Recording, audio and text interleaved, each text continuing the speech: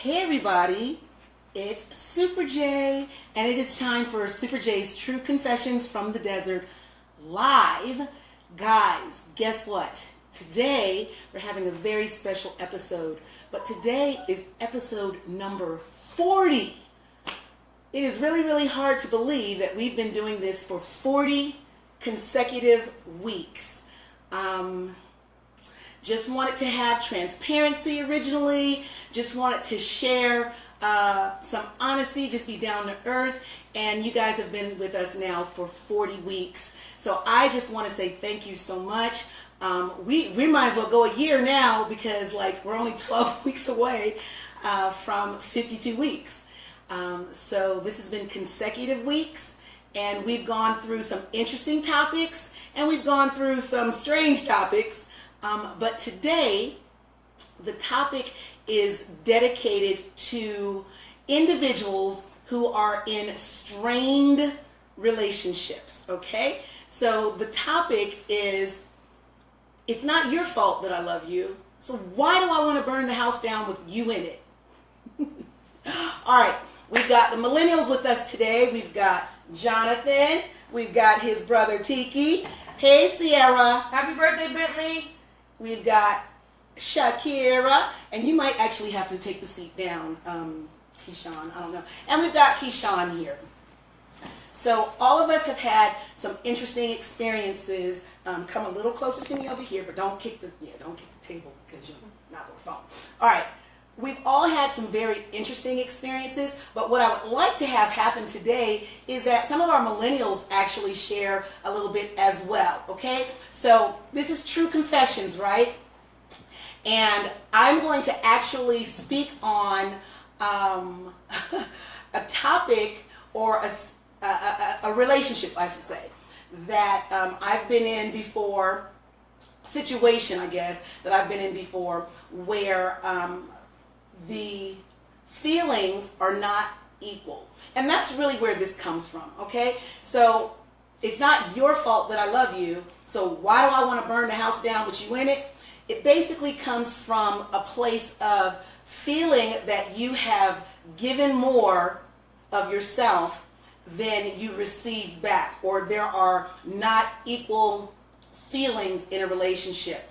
Or you felt that you were led to believe one thing, and the actuality of the thing is something else. Now, why you have that reality or that perception, I don't know. It could be real or imaginary. But at the end of the day, I know thousands and thousands and thousands and thousands of opportunities for people to get things a little misconstrued. So we're going to say hi to the Millennials today. Hey, John's come back for the weekend, or today anyway. You want to say hi? Hello. Jonathan is so loquacious. All right. Yakira? Hey, everybody. How's everybody doing? Who's got us on so we can see who's talking? And then we've got Keyshawn. Hey everyone, how was your weekend? Weekend is good. Okay. All right. So they're not very talkative, as we already know. So no, we ain't never that talking. So I You guess gotta ask questions. We ain't just like, hello, how you doing? Talk to myself. Well, basically, as you guys know, this year we promised to have a theme of sharing the love. So in keeping with sharing the love, I am going to go through this topic with an understanding, and I hope many of you have an understanding as well. My brother Digga Lee from Real Fake Media live on Iliad is potentially going to call in and address this particular topic with us. We know that some people have experienced real bad circumstances, a lot of injury due to whether it's jealousy or whatever the reason that this situation is existing, where one person feels almost violent toward the relationship and the other is not. Now, I'm going to say this. As far as I'm concerned, human nature, we all want that thing that we cannot have, okay? And sometimes that goes beyond things, and we get a little possessive with people too. All right? I think I'm going to put my glasses on for this one. All right. So, if you feel that you want something and it is being hidden, or someone is keeping it from you for whatever reason, it seems that you want that thing more, right? Am I telling the truth? Somebody give me a thumbs up if that's correct, if anybody's ever felt that way. So I'm going to speak of a particular relationship that I was in, where I felt that there was a mutual love between myself and my significant other at that time. And I believe, and I hope that we are still very good friends today, okay? I didn't burn the house down, y'all. In fact, I really didn't do anything crazy to him. But I will tell y'all another story a little later regarding a car. And my wife way back when. I'm going to tell y'all that story. So, basically, there was a situation where I fell madly in love with this guy, right? He's awesome. He's wonderful. He's very intelligent. Anything that you can think of that are the positives, actually this individual has, okay? And he really, really felt good about me as well. Now, do you guys remember the question that I asked last week about men? I asked the men to answer, what is the difference between someone saying that they are really into you or someone loving you? What's the difference between being really into or loving? This all relates, okay? All of this stuff relates. So I was talking to this individual not too long ago, and he happened to make a statement in a message that he sent that said, well, look, you know I've always been really into you. And, he was complimenting actually my new look, the blonde, the ginger blonde. And I asked him if he liked it, et cetera, because we're still friends.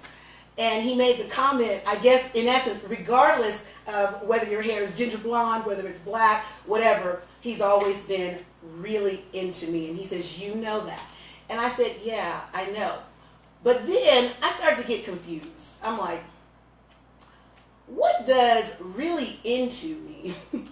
Exactly what does that mean? Because for me, it felt distant, okay? It felt less than what I would have an expectation for. And so when I asked the questions, so many of you guys answered, many, many males, and I want to say thank you.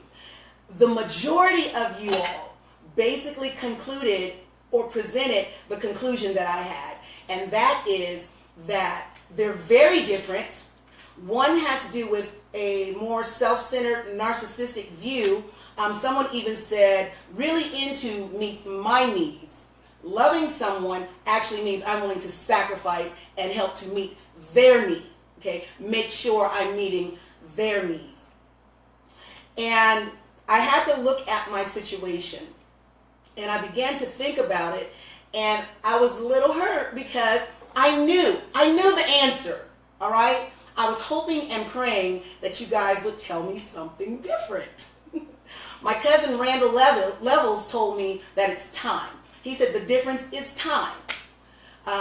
His father said something different, okay? But he said, and he's my age, that time is the difference between being really into someone and actually loving someone. And that means experience, things that you can say that have happened between you all, and you're still there. You've grown from one state to another. In other words, a beginning of a situation can be like really into, and then as you progress in that relationship, you begin to be in love, or you're loving that person.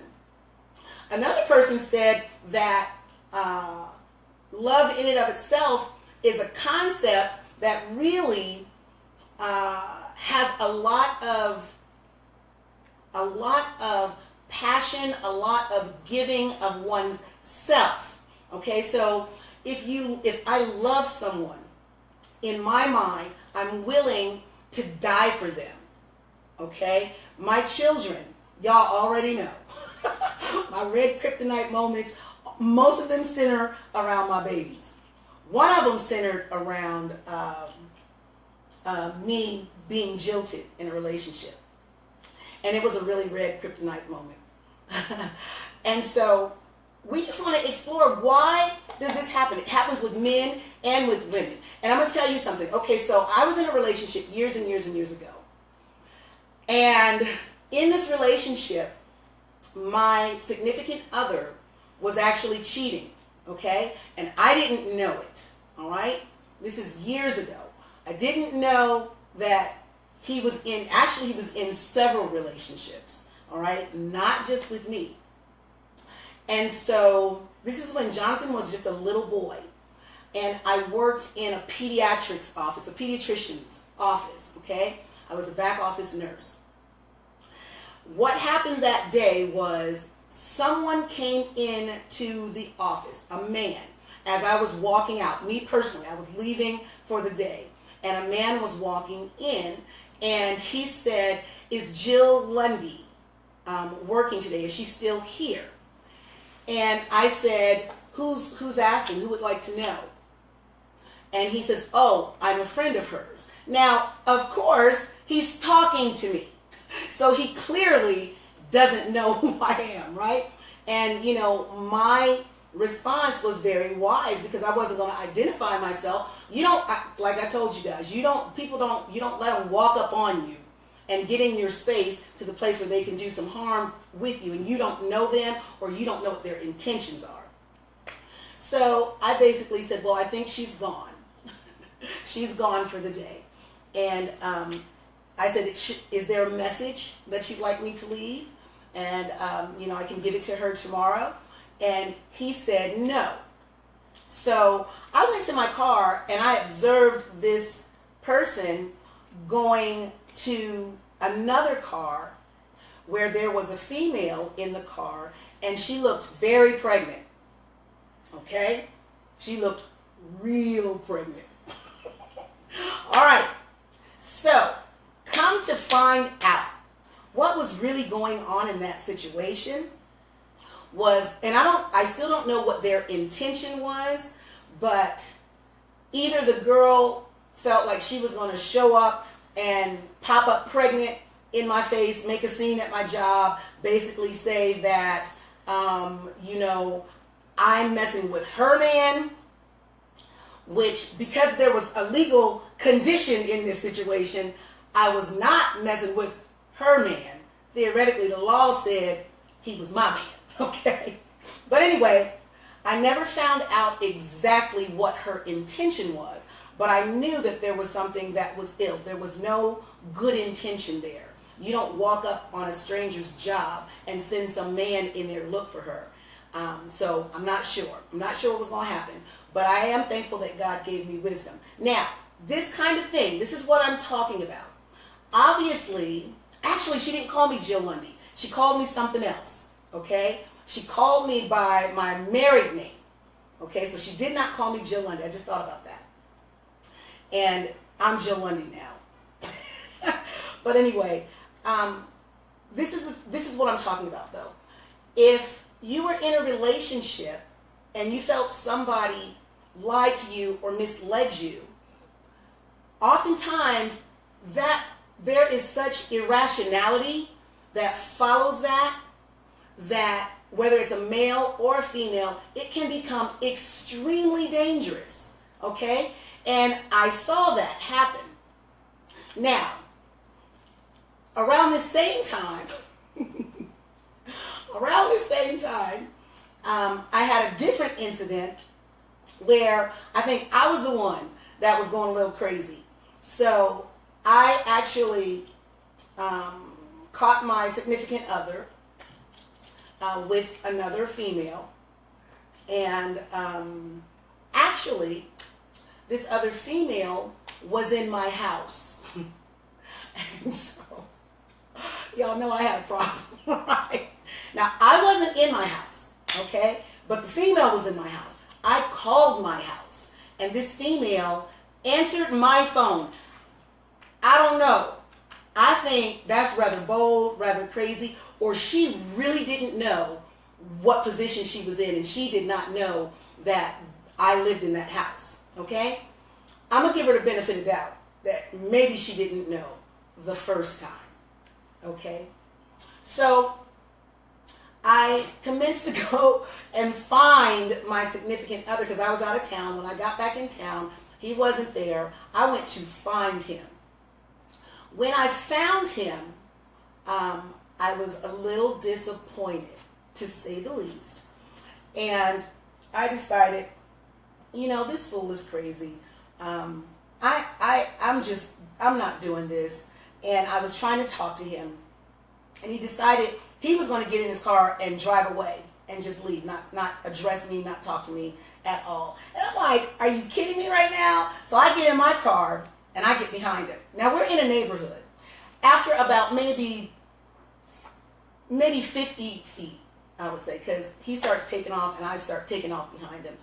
At about 50 feet, I realized, you know what? We are in a neighborhood. This is a residential area. I am not going to chase this fool through this neighborhood and possibly hit somebody's car or somebody's baby or whatever. So I just let him go. And I began to sit and think about it. And it was like, I was really, really angry. Now, what was I angry about? That's what I had to evaluate. Was I angry because I found this person cheating?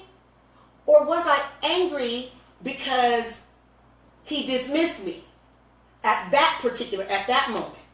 What was really driving me to get that angry where I would chase him and run him down with a car? I did bump him, by the way. I kind of came up on him and bumped him a little bit. And at that point, that's when I was like, he sped up and I'm like, you know what, I'm not going to chase you. I'm not going to chase you because I'm really not that far gone. But imagine if you weren't me. Imagine if you did not have restraints. Imagine if you didn't have a little bit of sense. Imagine if he didn't have a car and you were in a car and you weren't me. I hate to know what would happen because the way I was feeling and what I ultimately ended up doing were actually in conflict. What I initially did was what I was feeling. I'm going to run this fool over and we both going to crash because he's talking to me, dang it. But then my sense kicked in and I'm like, you know what? I got a baby. It's not worth it. These folk in this neighborhood, somebody might be out running in the street. There was nobody there, but it doesn't matter. Y'all get the point. So is that T. Gray? Hey, T. Gray. Smooches, yeah, now you get to hear all my lunatic stories. All right, so that's just in keeping with, it's not your fault that I love you. So in other words, just because you love someone or have feelings or strong whatever, that's your emotion. This was my emotion to own, okay?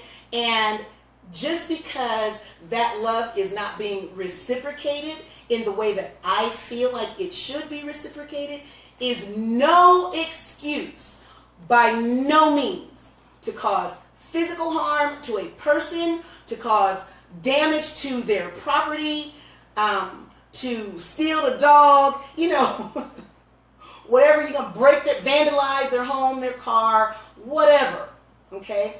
There really is no justifiable reason to actually follow through with all of these thoughts, okay? Now, I'm going to tell you one thing that happened.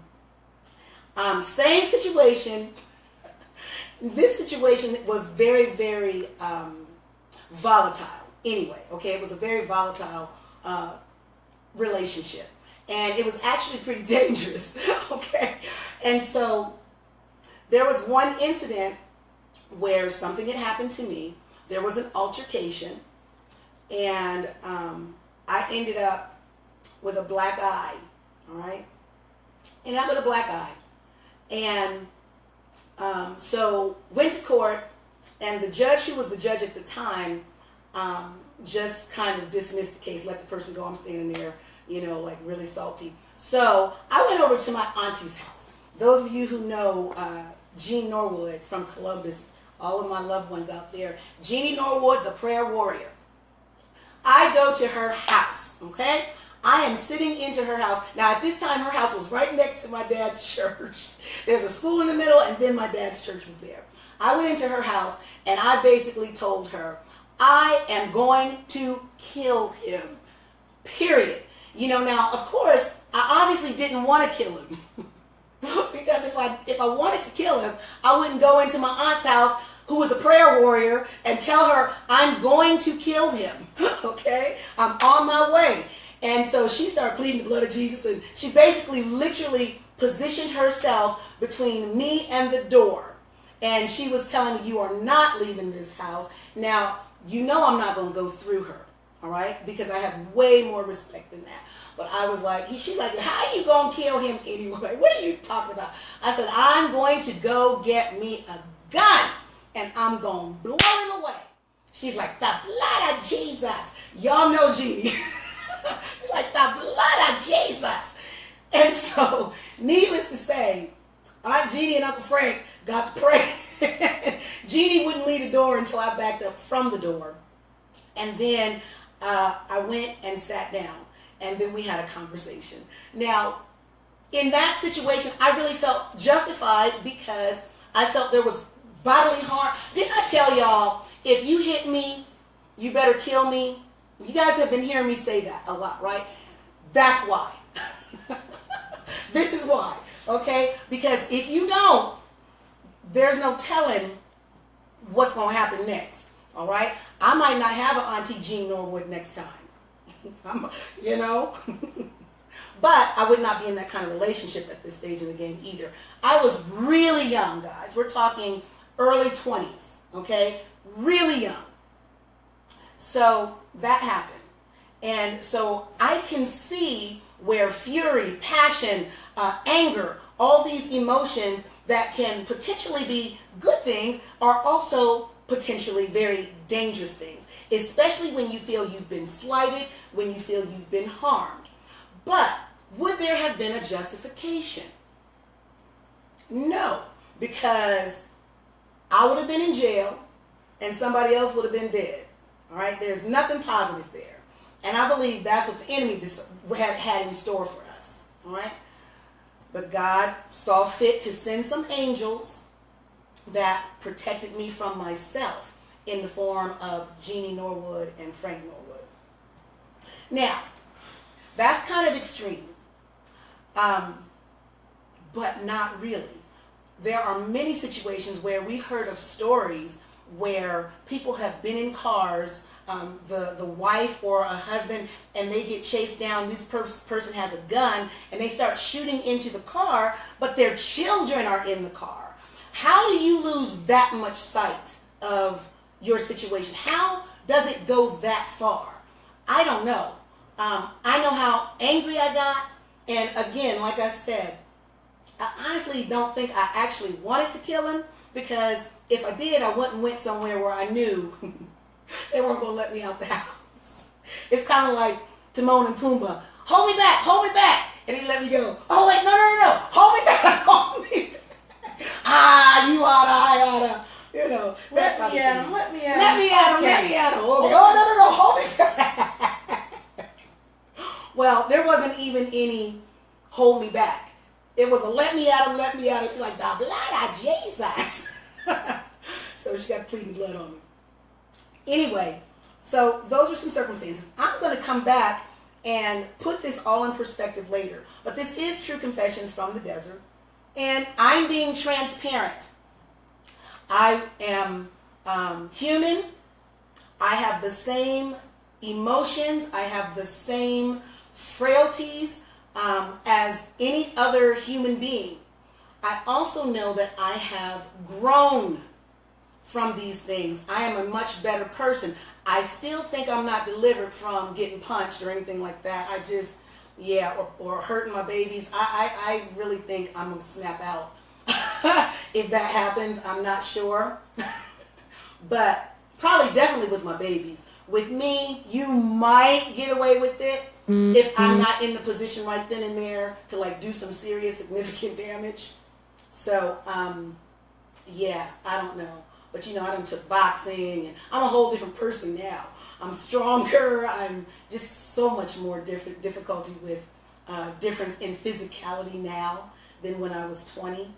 And even though I'm older, I'm much stronger. But I'm much stronger physically and emotionally. All right, so where's the growth? All right, so now we move forward into, let's say, within the last 10 years, okay? So then I have this situation with the significant other. I'm totally madly in love with this guy, just totally head over heels. And initially he is too, or at least that's what I was led to believe. And I think he loves me, but I would say that there is a difference in the level and the depth of his love for me, okay? In other words, his love is probably at the level of he wouldn't want anything terrible to happen to me. He is concerned about what happens to my kids because he knows my kids. He would never want any harm to come to us personally. All right, so that's a consideration and a care that I'm pretty positive that he has. But it's not a type of love where he is willing to be in an exclusive relationship with me, a monogamous relationship with me. Or even if we were together in a different kind of relationship, one of them open ones, but where we're agreeing and we're working together and whatever. It's not that kind of situation. So at this stage in the game, what happened was I became very verbal, very vocal. And when I would get disappointed, and I had every reason to be disappointed in the circumstances that I was in, I felt justified, but I would get really, really venomous with my speech. It's almost better that I hit you than for me to unleash my mouth on you, because I have a very good mastery of the language. And not only one language, many languages, okay? Well, physical pain doesn't last that long, but Exactly. mental pain lasts forever. Yes, mental pain does last, and that's a great point. And just because you're older does not mean that what someone says cannot do some irrevocable damage or actually, hurt you, okay?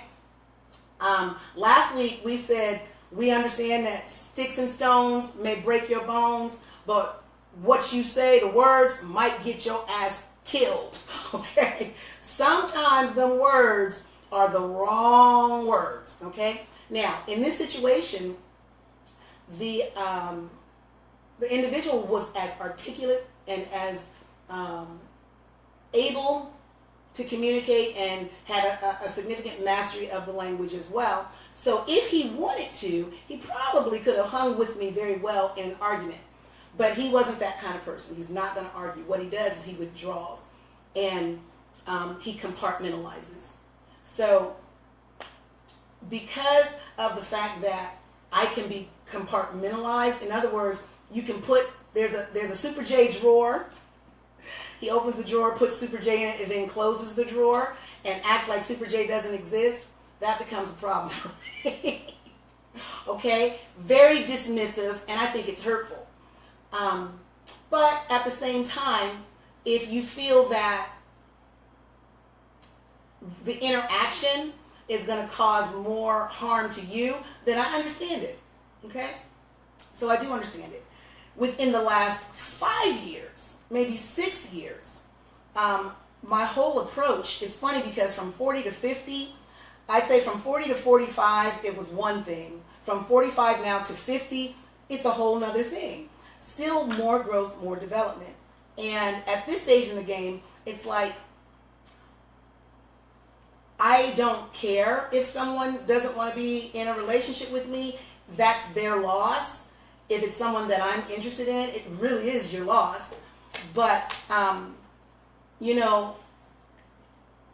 so at this stage in the game, like, I don't think there would be any, it is what it is. Okay, moving on. Just like Yakira. Yakira's very mature with that because she liked some people at one point, and she was like, well, they didn't like me, Mom. And, you know, it hurt her feelings for a minute, but then she's like, well, that's their loss. And she would move on and continue to live. Honestly, I think that there's like a mental thing with that, because like, I get over people Because like, she's like, because I'm awesome. No, well, yeah, because when I was younger, you know, I really didn't have that much self-esteem, and Mom kind of drilled that into me. But when it came to guys, like, as soon as I would, oh my gosh, I'd be head over heels for them for the longest time. As soon as they're like, I'd be like, switch, I don't care about you anymore. You're 100% not existent in my life. Like, to me, you're not there. So I honestly think that there's some mental issues with that, because like, I switch so fast, and I don't, like, when I have crushes on people, I don't keep it for long. Unless you're gorgeous. Yes, like, it's like, okay, a week I like you, and then the next week you're gone. So I'm like, that's a little odd, but I need to work on that. Well, you know, that's kind of how it is now. However, there is this lingering thing in my brain that, and I told this person, I said, I'm going to dedicate a whole show to you. I'm going to dedicate it just to you. Have my friends help me get over myself and my issues. But you all know I see a counselor, and so this is one of the topics that I plan to discuss with her. I don't feel like burning the house down. Okay, that was a figure of speech. But what I'm trying to get at is, why do people lose their mind when someone does not reciprocate the same type of emotion or the same level of feeling that one person may have and the other person doesn't? Why potentially does someone get so volatile? What is it? And I'm not talking about violence being in the picture, okay? We're not talking about that. We're talking about, I'm really into you, like I love you, like you're my world, and you put me in a drawer and shut the drawer. I do anything for you, and I give anything for you. I'm willing to work a relationship however we need to work it, but that's cool when it meets your needs, but when you don't want to be bothered, put me in a drawer and you shut the door. Does anybody have any thought or comment about that? Because there's no way that I'm the only person in the world that has happened to, or who's had those feelings, or who feels dismissed. And I guarantee you the only reason I probably still wanted this person was because of my ego. That's what I had to conclude. Because I'm Super J. I'm Super J, dag on it. Honestly, I have who I freaking want to have, except for him, right? I think there's multiple factors to it. I think the first factor is rejection. Rejection. I feel like human beings naturally can't stand rejection because of ego. Mm-hmm. It's like, I feel like people get this thought that, you know, well, it's either ego or esteem. Exactly. It can be self-esteem. That's what I was going to get into. It's like, I'm the top of the world, I'm the best, so it's your privilege to have me, kind of thing. So people... Your privilege to have me. Exactly. So it's like, when someone doesn't take that privilege, you're like, what is that? I don't What's understand wrong with that. you? Like, yeah, I don't understand what is your malfunction, dude? Yeah, and so once people can't understand something, then they get frustrated. Exactly. We've, throughout the entire history of this earth, anytime someone can't understand something, it ends up really badly.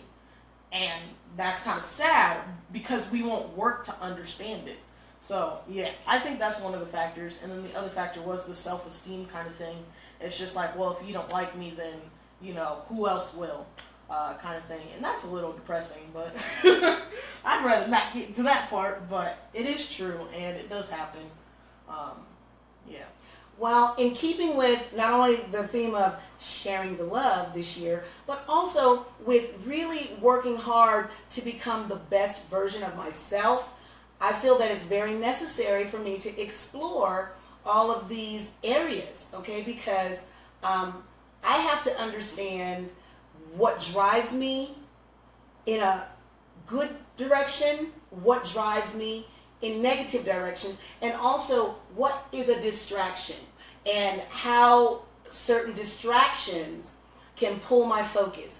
And honestly, I think out of everything, that's what really happened in this situation. It's become extremely distracting, but it's a distraction that pulls my focus. Okay? Now, I'm not naive.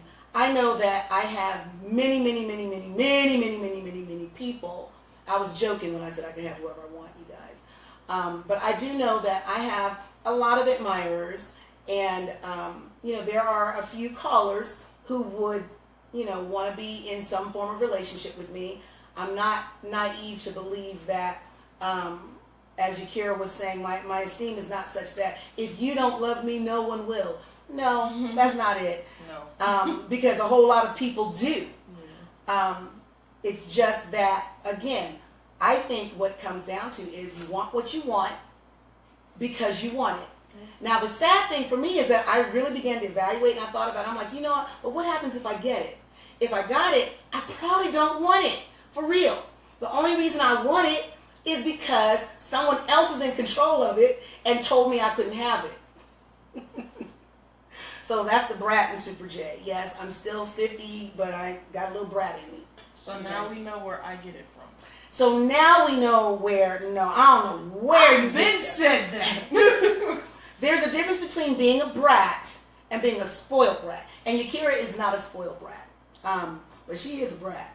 Now, my mama at 27 told me I was a brat. So now we know where I got it from.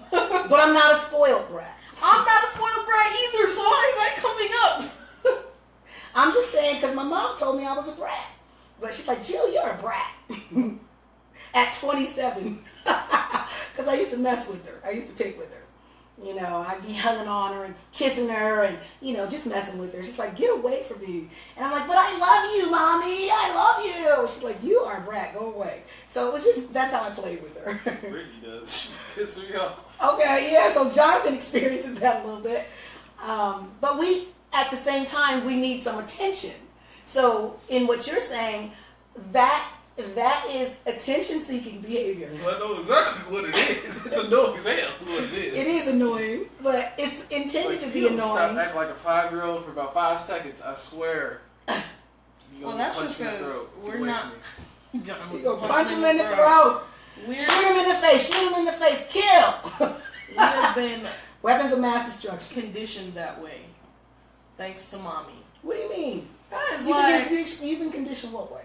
That we don't need somebody all over us. Oh, and, yeah.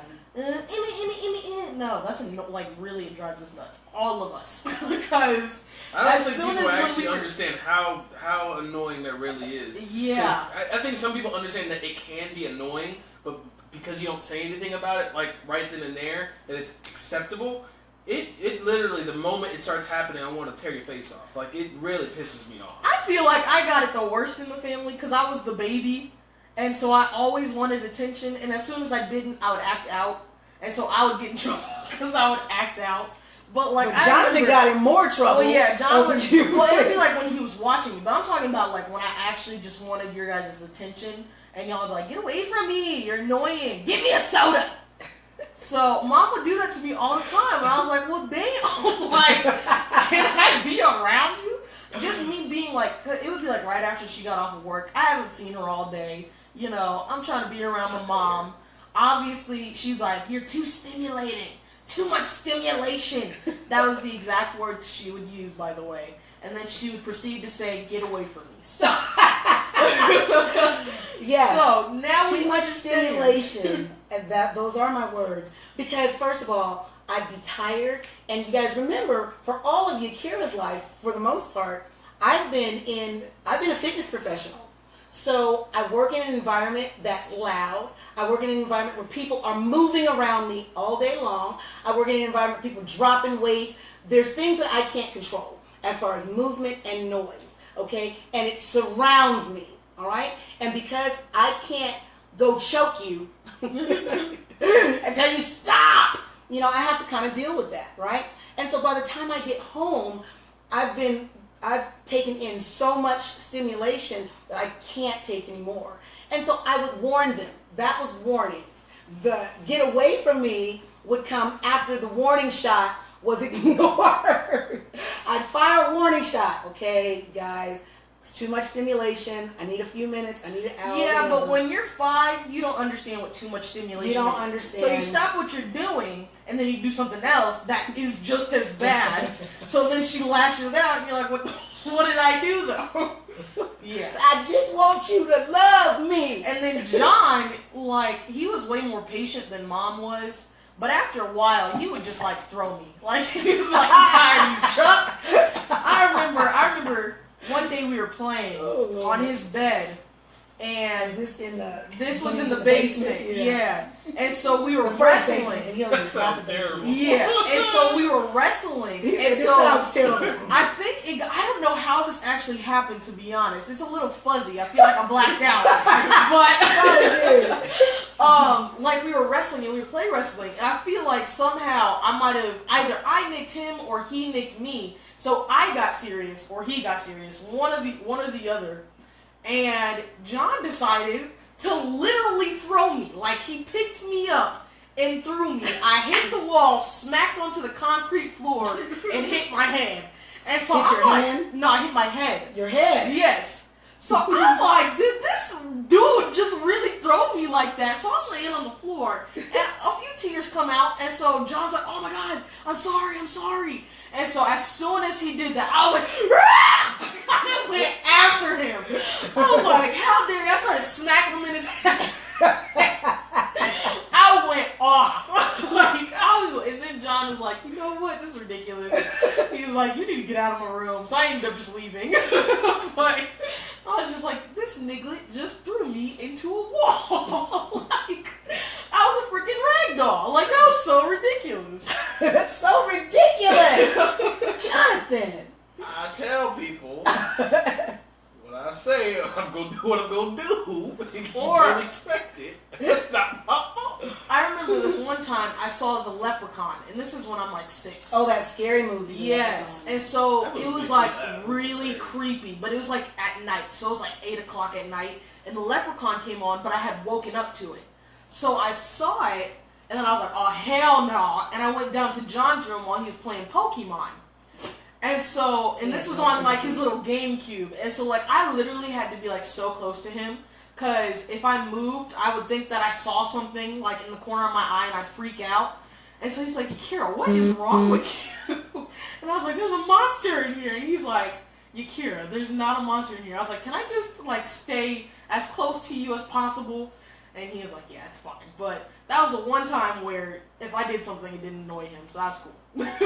Actually, Jonathan is a great big brother. He really is. He has the ability to distinguish when you're being ridiculous and when you really need something. Yeah. So that I've always thought that was great of Jonathan and very commendable. Keyshawn had a different upbringing. Keyshawn is 18 and he'll be 19 soon, but he didn't grow up in my house. So he's probably a little bit more adjusted. No, well adjusted. I doubt it. My children are very well adjusted, as you all can see. Because I was awesome. I was an awesome mommy. I didn't tell them to get away from me for long, like forever. Because we just stopped coming around. But I do want to say why.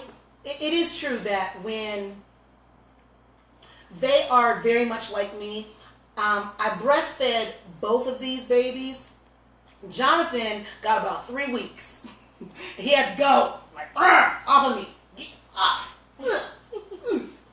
Yakira actually probably made it about 6 to 7 months, okay? I probably made it because I really wanted to be committed to try. I was with my best friend, Normie, who was my boyfriend at the time, and he was encouraging me. And I remember when I first started breastfeeding her in the hospital, after the first day, you're already very tender. And I remember saying to him, like, this is painful. I want a bottle. I'm not going to do this. He's like, no, you said you wanted to do this. You need to do this. It's going to be best for her. And I said, but my boobie hurts. And he said, well, that's why God gave you 2. And I was like, Norm, okay. But because he was there and he was supportive and, I had someone kind of trying to talk me through it and being there, and he was very attentive. She got about 6 months. But the thing about it was, I breastfeed her, then she has to go. Okay? I can't have, and it's obviously something within me that I can't have someone up under me or on top of me or very close to me for very long. Okay? And that's why they're the way that we are. We love each other. The bond is so strong, you would be amazed. But we can sit in the same room for hours and never say a word to each other. Or Jonathan can be in one place, Akira can be someplace, I can be here, and we're here, but no one is talking to anyone. We're not talking to each other. Is that kind of weird for you, Keyshawn? Not really. Well, at first, Not really? At first it was, yeah. 'Cause I'm used to talking to people. He said at first it was weird to him because he's used to talking to people. So what did you observe? Like when you first got here, what was that? What was your experience? Everybody was quiet. Everybody was quiet? Yeah. Like y'all sit right next to each other and not say a word. That was strange for you? Yeah. I don't think we like noise either.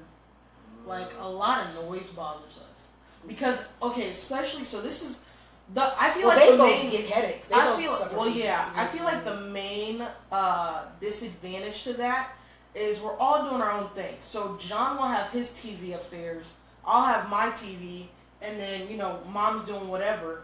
After a while, especially for me, I'll just hear noise, and it's just cluttered noise, and I won't be able to hear one distinct thing, so it bothers me. And that's why I hate it when someone's talking while there's loud music or something like that, or two people are talking at once, because after a while I get confused, and it's almost like anxiety just hits me, and I can't understand what's going on around me, so I'm like, yo, stop talking, or yo, turn that down. And my friends do this to me all the time. They'll say stuff at the exact same time, and I just look at both of them I have no idea what either one of y'all just said. I can't hear both of y'all at the same time. And they understand, that actually bothers her. She can't function under that. And I really can't. It drives me nuts. So it gets to a point where I just put my headphones in, or I just go in my room and go to sleep because I can't deal with it. Well, that's interesting because the sound barrier thing, eventually it kicks in. I think Digga's on there. Digga, you can call in if you'd like to talk about this. We're kind of diverted a little bit, but we're going to bring it back. But yeah, sounds mesh together after a while. The television can be on or something can be playing in the house and it's fine. And then before you know it, it's driving me nuts. Yeah. Really. So they get all this stuff from me. I know that they do. But what they also must have gotten from me is a sense of rationality.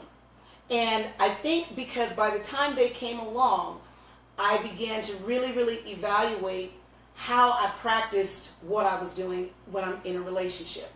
I didn't have a lot of relationships. Once I was married, once I got divorced, and actually, the law said I was married. I'm still confused. Okay, I say I wasn't. I'm still confused about what a relationship is at this point, because mom done messed my brain up. I have not messed her brain up. She has, because I don't know what a relationship is. Because I would see her holding hands and kissing people. To me, that's a relationship. People. She's saying it's a lot of people. It's not like that. I can name off a few. A few. How old are you? Let's see. We ain't confessing that much. You hear her? She act like she getting ready to go down the list, run a list. It's at least 6 that I can remember. 6? You have to tell me that. I don't remember. Because to her, they're not relationships. That's why I say I'm confused. Okay, you've seen me kiss 6 men in 18 years. So let me explain something. I have friends that are very close, near and dear to me, that yes, I will hug them, I'll give them kisses. It's not a big deal. Those are some dear friends of mine, but we are not in romantic relationships, okay? See, I said the same thing back when I was in college, and I used to get messed up for it. I used to get a lot of trouble, because people would be like, what does that mean? Well, I like kicking it with them. That's about it. But that's different, John. That's different. You're actually attracted to somebody. No, I wasn't. Not necessarily. Oh. Not every single.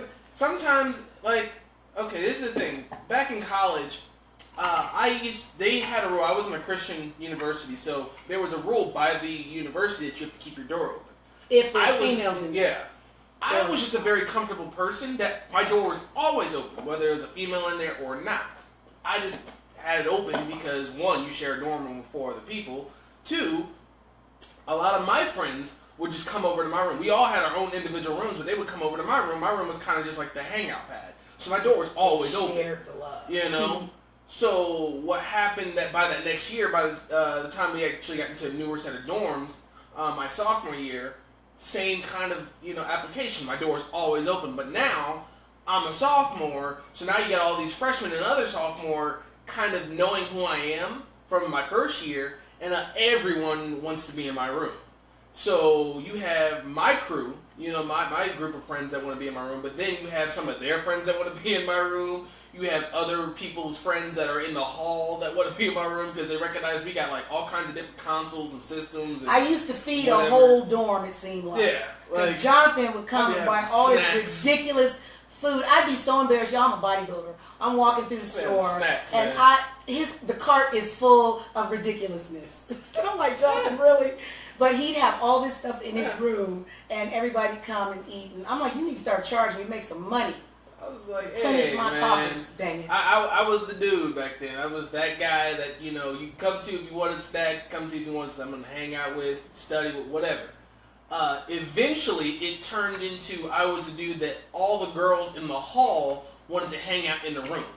For whatever, I don't know how it actually turned into that because nobody ever said, oh, hey, Johnny's room like the party room. It wasn't really like a party room. It really was just to hang out. We got Walking Dead marathons going on. We got it was just random hangouts, and we were very loud. I will say that. Me and my group of friends were very loud, and we made people laugh and were very hilarious together. Ridiculously hilarious. They are very funny together. And I think that's kind of what drew people in. We were just really fun. There was no judgment. There was no oh, you look like this and you can't hang. No. If you're cool, we had good vibes, that was it. That was it. So I think because of that, it also drew in a lot of the girls that, maybe their guys or whoever just wasn't really feeling them that day. So they felt like they wanted to be around somebody that would accept them. They would come to my room. Now, granted, once again, I've always said I'm a very polyamorous person. I like to share love with everybody. So, where I guess I got in trouble was I was starting a relationship. But at the same time, I didn't really know what a relationship was at all. In my head, I did. I really didn't. Because in my head, a relationship is I can do things for you. We can be around each other more than the other people. But at the same time, I'm like, well, I do that with my friend like DJ, or I do that with my friend Sabrina, or something like that. I do the same thing. So I'm like, what's the difference? And I couldn't distinguish the difference between my relationship with them and the relationship with somebody that would see me as a monogamous relationship. I didn't understand that. I'm like, well, I kick it with you the same way. What's the problem? But one of them you are romantic with, the other you're not. Exactly. But see, in my head, I'm like, I really don't know what romantic is because I don't know. I just didn't. So, in my head... You know what it is. Now, in my head, romantic was I could... To do nice things for Yeah, I could do nice things for you. I bought you a teddy bear and some candy at Valentine's Day. Something like that. Took or you to dinner. I could go get you a smoothie. Or we could go to the gym, workout. Stuff like just genuine stuff where it was just me and that person.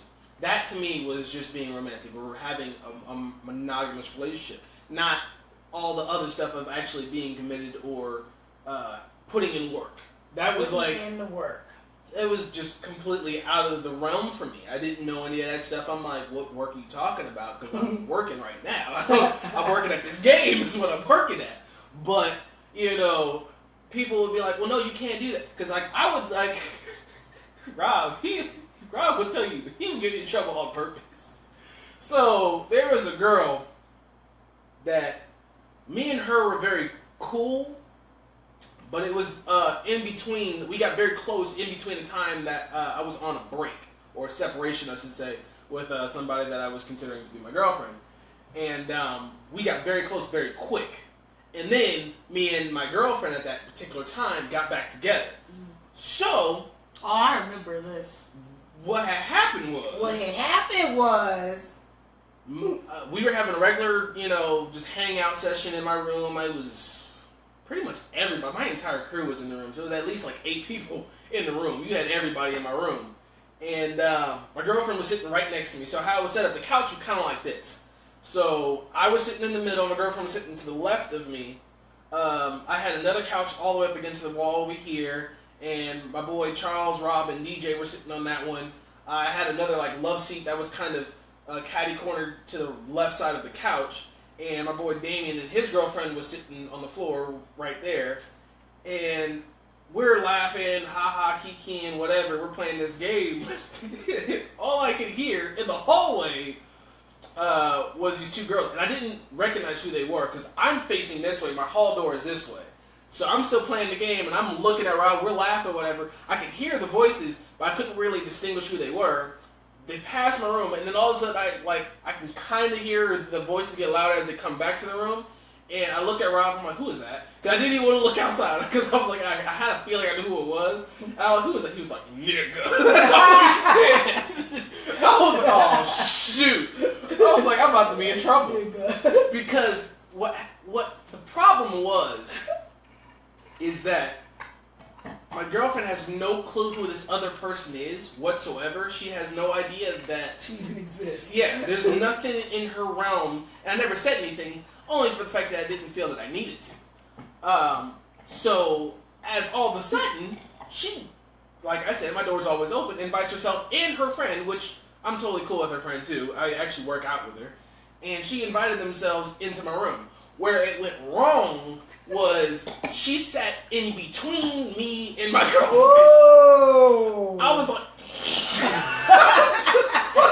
I stared at Rob and Charles like, nigga, help me. I don't know what to do. I literally didn't know what to do. I was so scared. I was like, Jesus, just take the wheel. Lord, I don't know what to do. So I was like, I panicked. I was like, anybody hungry? Everybody was like, yeah. I was not, I'm not lying. I was the first person up and out the door and already downstairs in like 0.5 seconds. I swear. I was out that room so fast. You could hear Charles and Rob laughing the whole way downstairs because they knew why I ran down the stairs. And I was like, look, it's not funny. Y'all need to help me because I don't know what to do in this situation. And all I can feel is the eyes burning into the back of my head from my girlfriend trying to figure out who this girl is. And the girl, who, like I said, she's totally within her rights because she doesn't really know, and she's completely clueless on who my girlfriend was because, like I said, when I met her, I didn't have one necessarily. I was separated. And so she is literally, as fast as I'm walking, she is trying to walk just as fast, and then she ends up grabbing my hand. The girlfriend or the other girl? The other girl. Oh, Lord. She grabbed my hand, and that's when finally Rob kind of jumped in and was trying to help. It was, John, I got something to say. I was like, oh, okay, cool. So I tried to divert my attention to Rob, and I snatched my hand and tried to do a worm and move backwards because they're all behind me.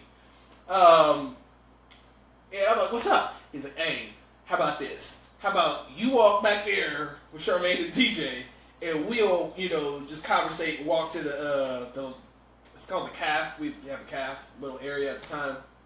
And he was like, would you just meet us there? I was like, cool, no problem. Wait a minute, problem. She's pissed off. I can't go back there. I can't do that right now. If I go back there, I'm gonna die. I can't do that. So my only option is to kind of stay where I'm at. So now I'm just walking with myself and watching everybody. I had the boys and the girl that was up front, and they were trying to get her to just stay with them.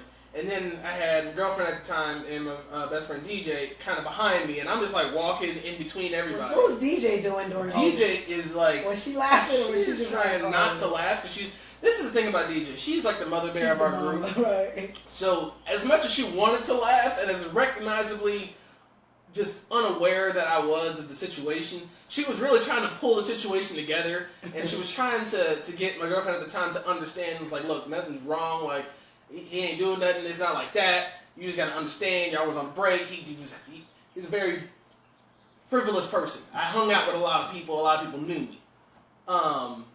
But it wasn't like that. That was the thing. Like, I wasn't romantic with this person. I never actually got into a relationship with this other girl. We just were very close.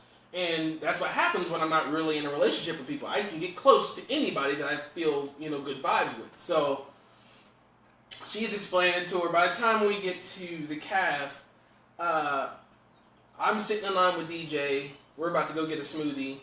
I actually looked back at my girlfriend and I was like, hey, did you want anything? She was like, yeah. And I recognize at this point, now she's kind of calmed down. So I'm like, DJ probably, explained it to her to a point where she understands and she's calm now. So I'm like, cool. I know exactly what smoothie wants. Get in line. We're just sitting there talking, Kiki and he-hum between me and DJ. And then the person that worked in the smoothie shop, I knew her personally because we had a class together. So now I'm like Kiki and he-hum with her.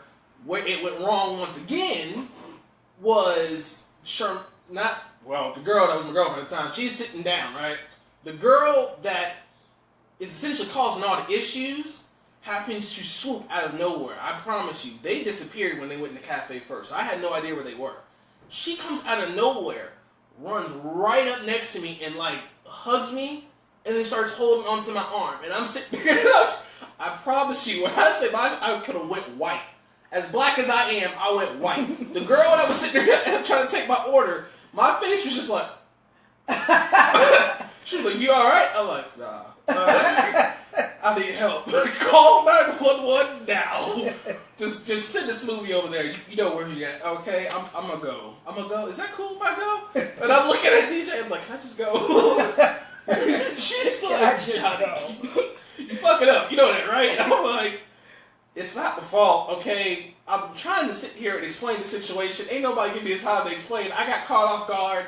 I don't know what's going on. I don't know what... I didn't prepare them for that stuff. So, needless to say, my bailout is to never explain anything. I just dipped. I just dipped. I got my smoothie. I sent the other smoothie with the girl that was ordering the stuff to my girlfriend, and I walked back to my dorm and just disappeared. I straight ninja'd everybody. I disappeared. Nobody knew where I was at for a good hour and a half. I didn't care either. I'm like, ain't nobody. I'm by myself. I'm not in trouble by myself. Until everybody got back to the room. Well, see, and so here's the funny thing. What did Charmaine do though? Did she ever go off on you? Did she ever get upset? Oh, it was bad. It was bad. It was the stages to it. At first, when the girl sat between me and her, she kind of gave her this, she didn't look at me, she looked at her, who are you? The audacity of this hoe. Exactly. Who are you? And then, because I didn't say nothing to address it, because I was stuck, I was like, oh. I was so stuck. That's when all of a sudden she started looking at me you gonna say anything? I'm like, alright, am I hungry? I didn't know what to do.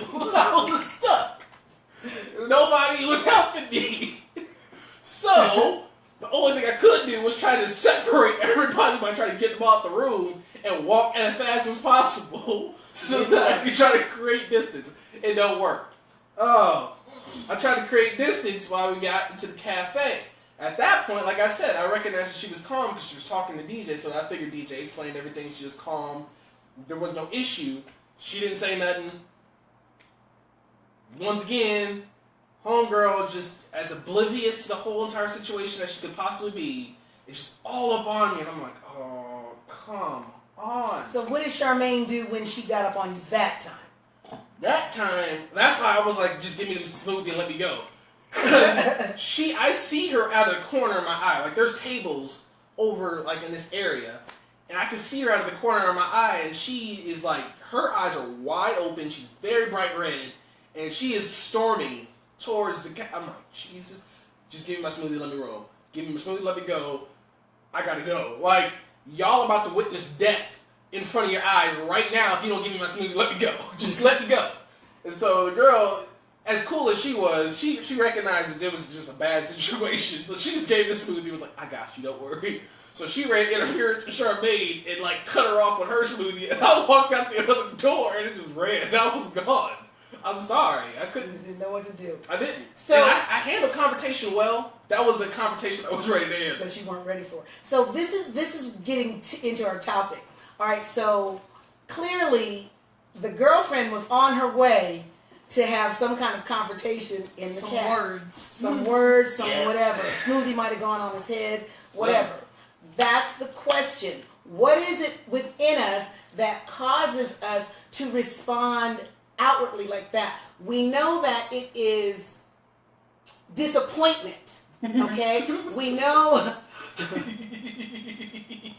that disappointment. You're so stupid. We know that a lot of times we have a feeling that someone has done harm to us. But a lot of situations are situations where some harm, you might have fallen, that you harmed yourself, right? You're not livid with yourself. What is it about when it is another person in a male, female, whatever kind of relationship you're in, where there's a significant other, when there's imbalance or misunderstanding? Is it just purely unmet expectations? And yes, that does cause frustration and anger, but what is it that causes this practice of just totally losing your mind? Why does that happen? That's what I want to know. Well, What is the trigger? I think in John's situation, it was a threat and a guys. misunderstanding. Like I said before, once we don't understand something, we tend to lash out. But I think what the girl he was actually with felt was a threat. And so, because John didn't address it, it made it a bigger threat. Well, you know what? There could be a feeling of threat, but most of the time there's not. Because, like, in the situation that I was talking about, there's no threat. There was never any threat to me.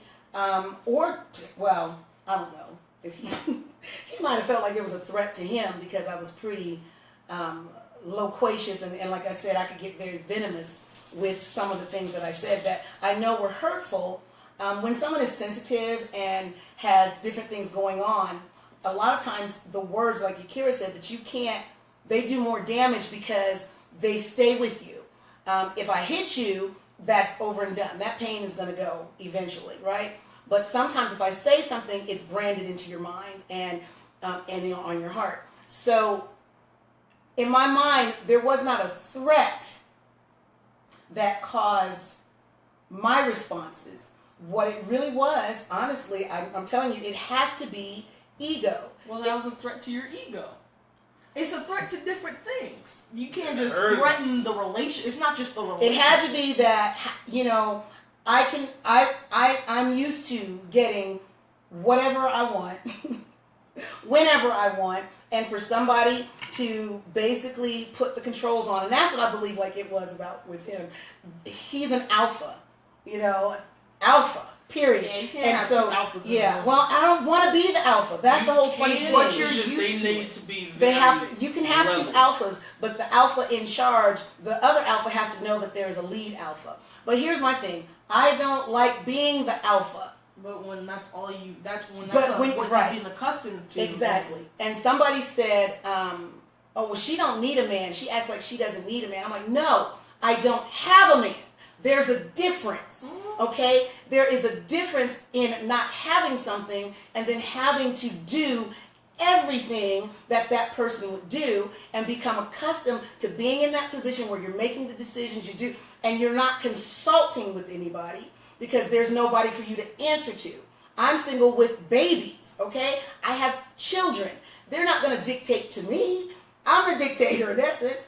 But, we really are amicable. We have discussions. But at the end of the day, my decision is final. So there is a difference. I just recently had a friend come into town, and I was hanging out with him that day, and he went to open some doors for me, but I was already there. I'm opening the door for myself. And I said, you know what? I better act like there's a man around. And I said, now I can kind of understand. Now that I'm a little older and, I've evaluated some things, I've been distant from different men and different circumstances for a while, I go back and I evaluate, and I can see my role in many of these circumstances.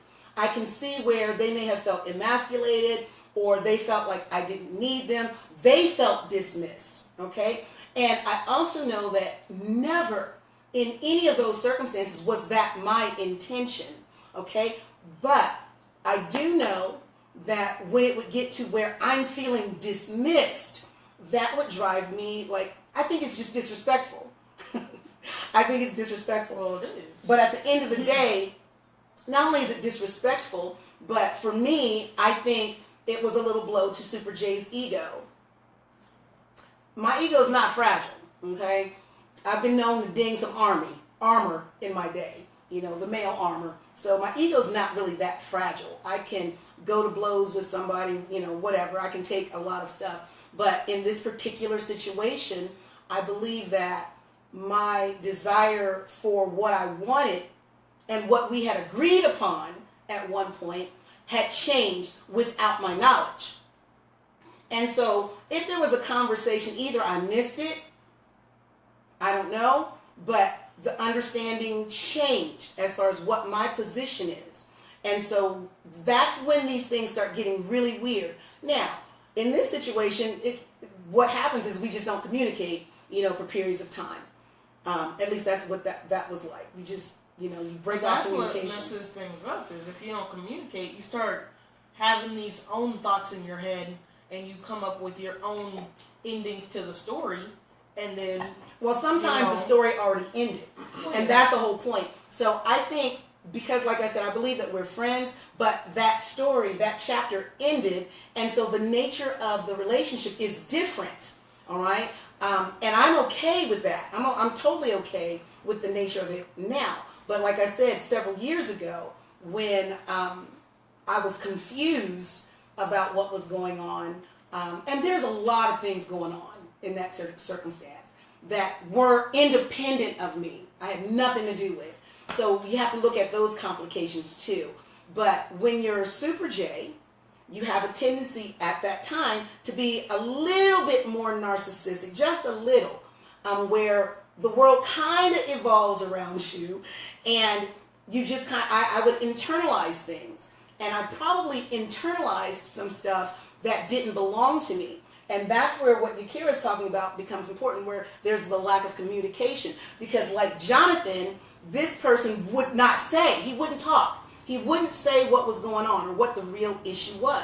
So I had to come to conclusions on my own, not really knowing or having enough information to do that appropriately. And again, for me, that causes frustration. Yeah, that's annoying. It's just immense frustration, because I really am a fixer. I really don't like tension. I really don't like fights. I can fight well, but I don't like to, okay? I can physically fight and I can verbally fight. I hate both of them, all right? I really don't like fighting.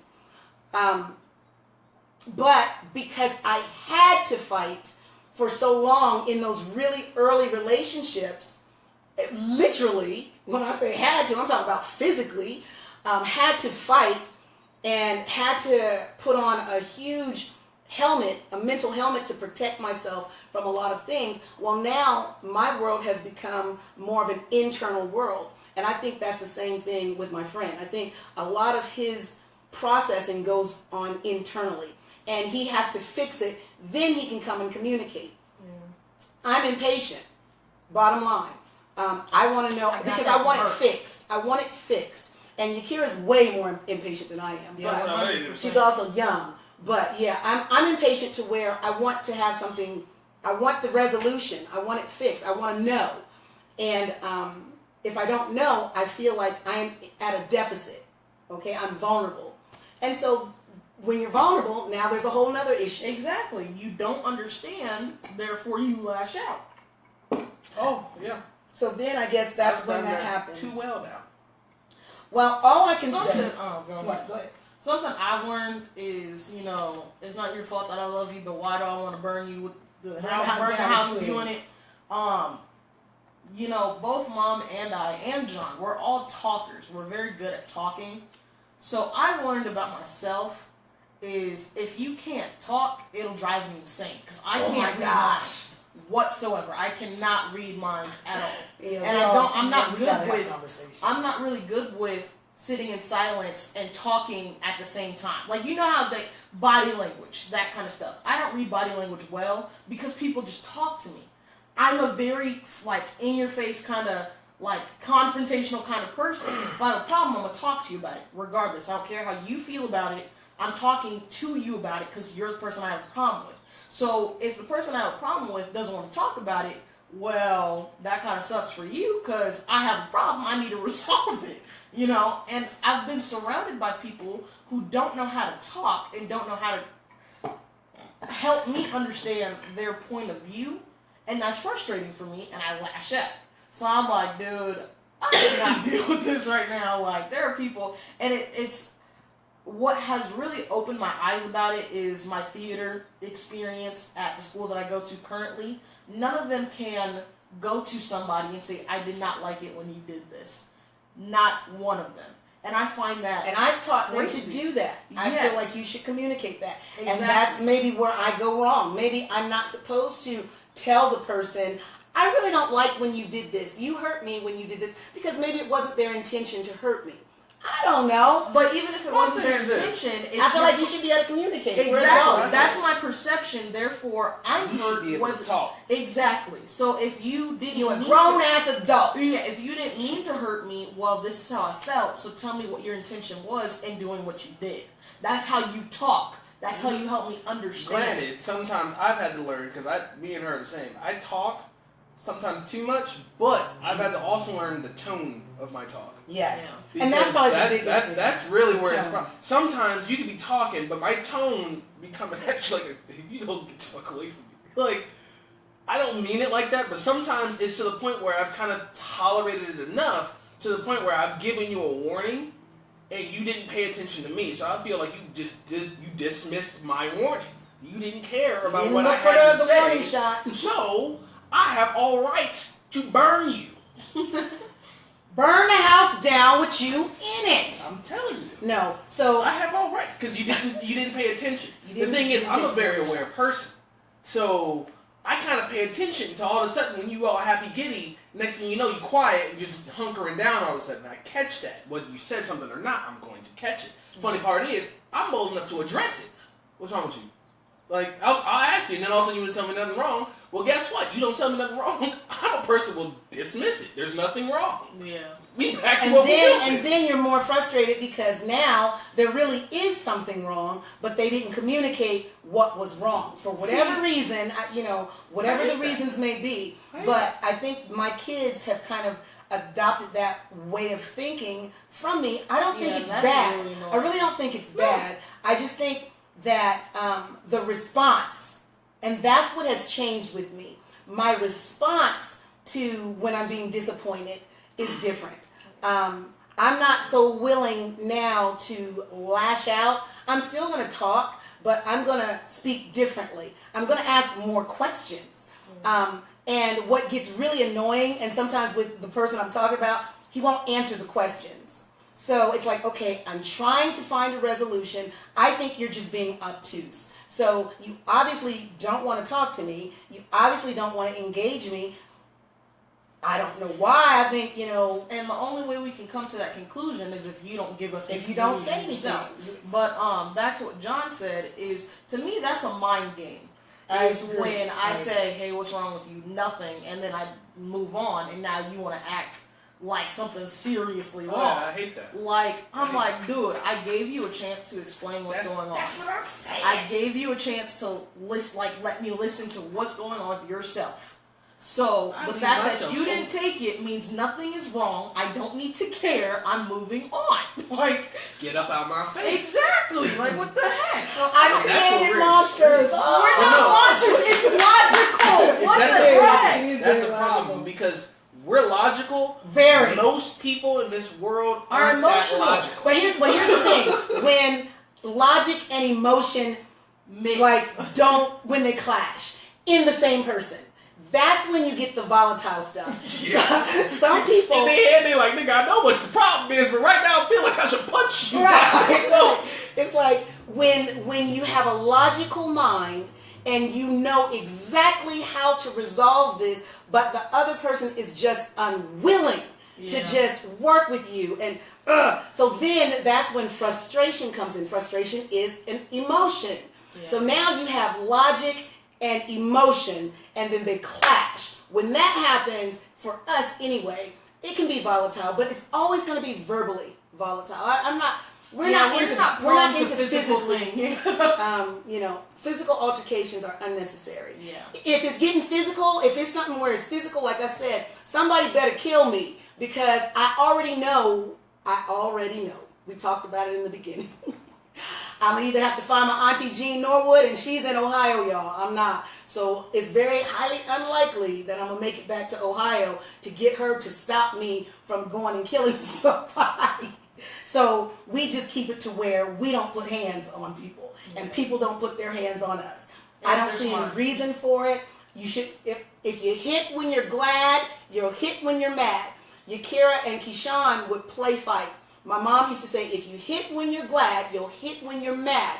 Which means you play fighting. If you get mad, somebody's going to get hit. It's going to turn violent, because that is your expression. And it is so, it's so much part of your response to each other that it's a natural thing to do. So if you hit when you're glad, you'll hit when you're mad. See, but we don't hit at all. I can't play fight anymore, because after you hit me a few times, I'm gonna start actually hitting you. Exactly.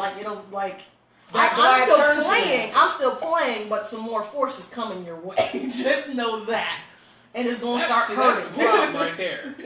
You put more force on it. If you hit the dude, that force gonna come back 2 times forward. And that's one thing I've had to tell some friends of mine that are a little bit younger, but I've been like, look.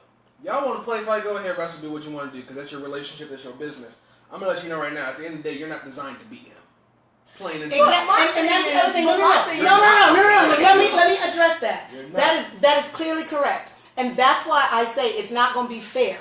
Kill me, because I already know. I don't care bodybuilder, I don't care how strong I am not designed to physically beat a man. I'm not designed that way. No. All right? So if it's going to come down to it, it's not going to be fair.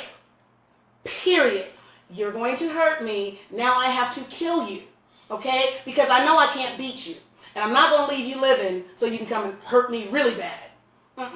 So we'd rather just not go there at all. Well, actually, I don't mind wrestling, because me and Brittany will wrestle sometimes, yeah. but it depends on what kind of wrestling. But smacking and stuff? Yeah, I don't like to actually swing and put force into it, because sometimes I don't know my own strength, and she's heavy-handed, so you might not understand, because you're not hitting yourself. You're not understanding what's actually the impact of that hit. Yeah. So I like to just grapple and we just push each other and just hold and just stuff like that, because really at the moment that's complete control.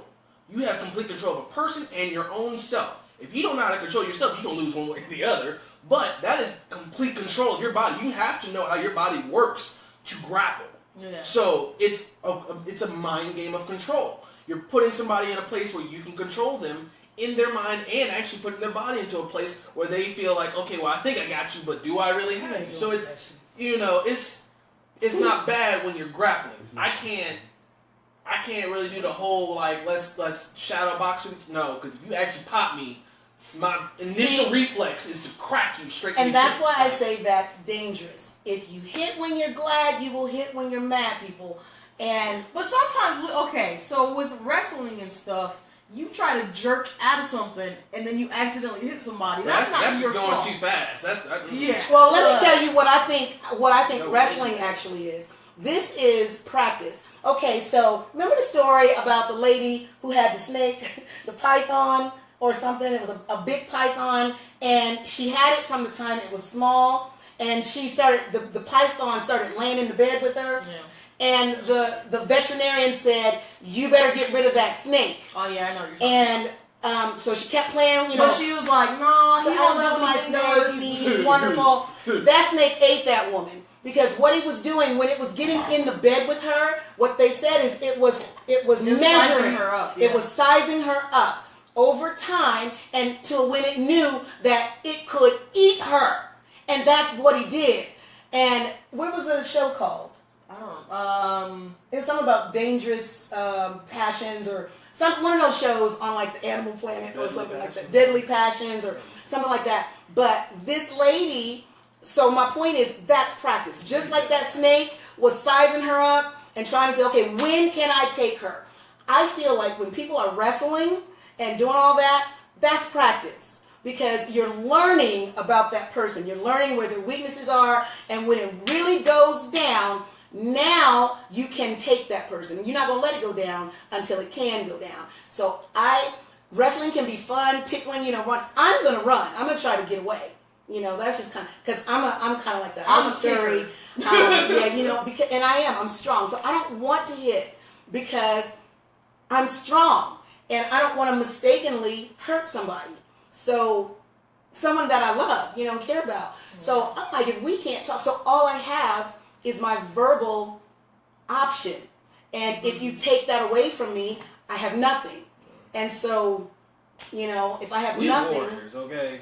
We learn through contact. Consultation, conversation. That is the conversation. That's the funny part. For people that are a lot like me, that are either soldiers or martial artists, sometimes our language is the actual act of that wrestle.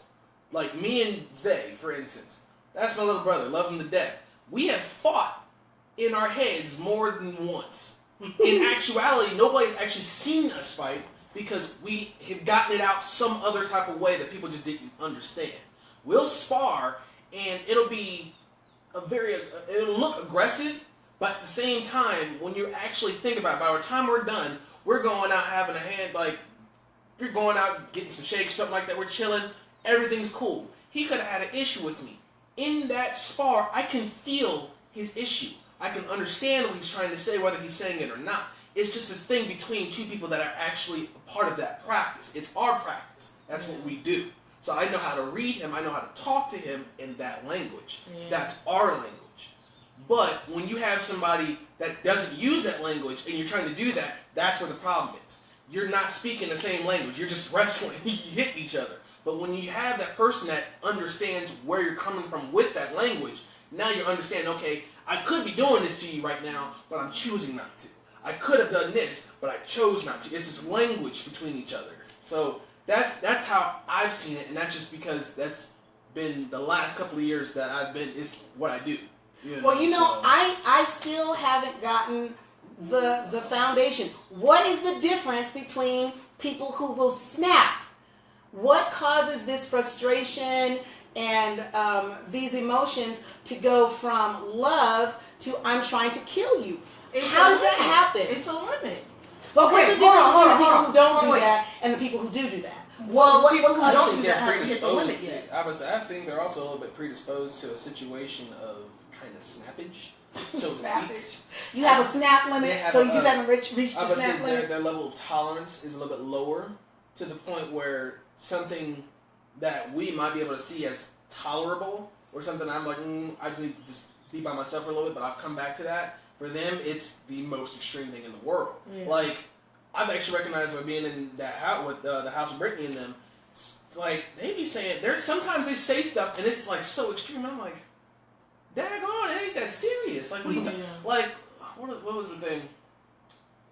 Oh, like, so I guess Josh, the little one, not the little one, the middle one, his mom, I guess, was a little irritated with him that morning, which it's like 6 o'clock in the morning. I'm kind of irritated too. I'm not. She was gangbanging on bacon. Yeah, I mean, I do it in the Army too. Like, ain't nobody really trying to talk. In the Army, everybody knows the rules. 6 o'clock in the morning ain't the time to sit there and conversate. We do what we gotta do and then get to our post. That's it. We ain't sitting there trying to talk because ain't nobody really awake yet. Like, that's early. That's early. Come on now. So it's early for her. She don't like waking up at 6 o'clock, but she had to because she had to take it to swim.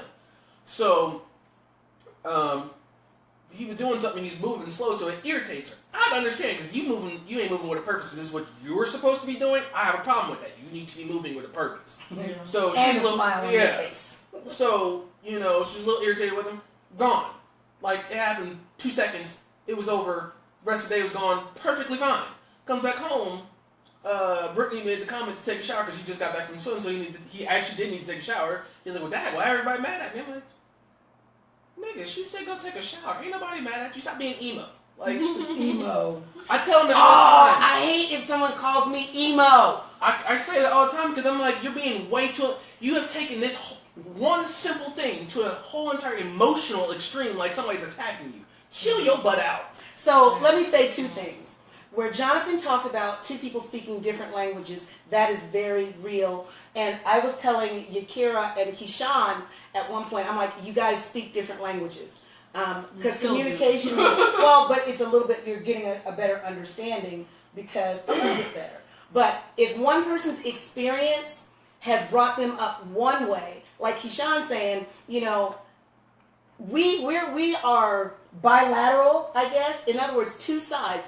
We can sit in the room and not talk to each other at all, but we communicate everything.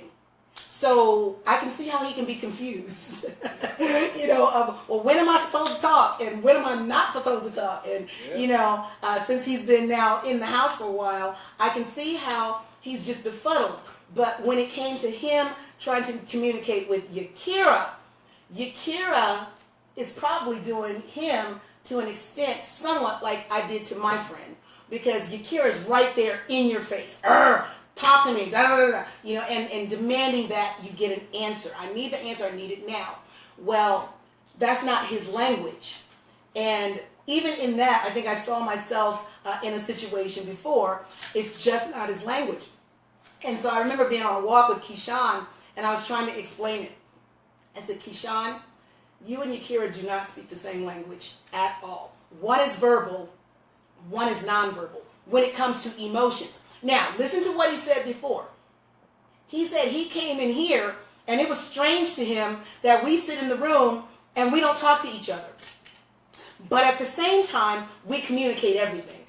We have family meetings. But we communicate things that are actually, like, necessary. Right, we communicate, right, if it's necessary. And sometimes just stuff that we want to talk about. If we want to talk, we talk. But it was very strange for him coming in the environment because he's like, well, when am I supposed to talk? And I'm like, you can technically talk whenever you want to, but you might not always get the response that you want, unfortunately, because, you know, and he's all into basketball and video games, and he tells me about his basketball and video games.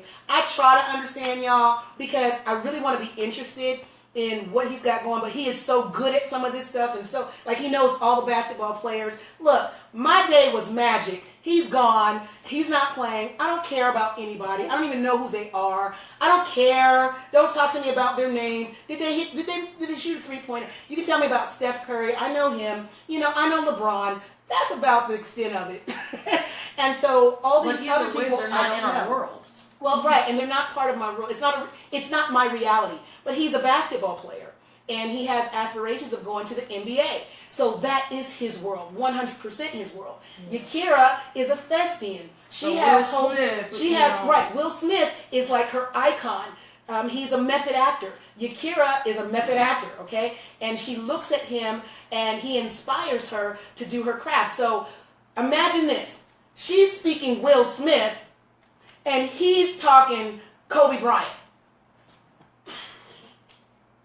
But actually, Will Smith did play basketball. But Will Smith actually was a genius. Will Smith was supposed to go to MIT. He decided to go into acting instead of go to MIT. But my point is, very intellectual. One is speaking a whole different level of language, a whole different understanding from a whole different perspective, and the other one is trying to come into that same conversation from a whole different world.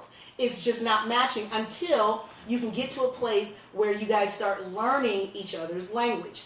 And I think that's the biggest challenge that Keyshawn has had in here in the household, is that just trying to find his place. But I told him this. I said, have you ever been able to have a family meeting? Like, have you ever been called to a family meeting? Because in my house, anybody can call a family meeting. If there's an issue or if there's some things to discuss, we call a family meeting, and everybody has to show up. So we schedule a time when everybody is available. We make it convenient. And so I asked him, I said, have you ever had an opportunity in the family that he grew up in? that wasn't the way at all, okay? So he's like, no. And so I said, well, this is what I'm going to recommend to you, because if you're in an environment where you never feel like you're empowered to do anything, and that, you know, someone else is always controlling you and you don't have the same rights, you know, when you're coming into a new family, it's easy to feel that way. It's easy to feel that you don't have the same rights, or you don't have the same position. You're not as welcome, or whatever. Your position can be threatened.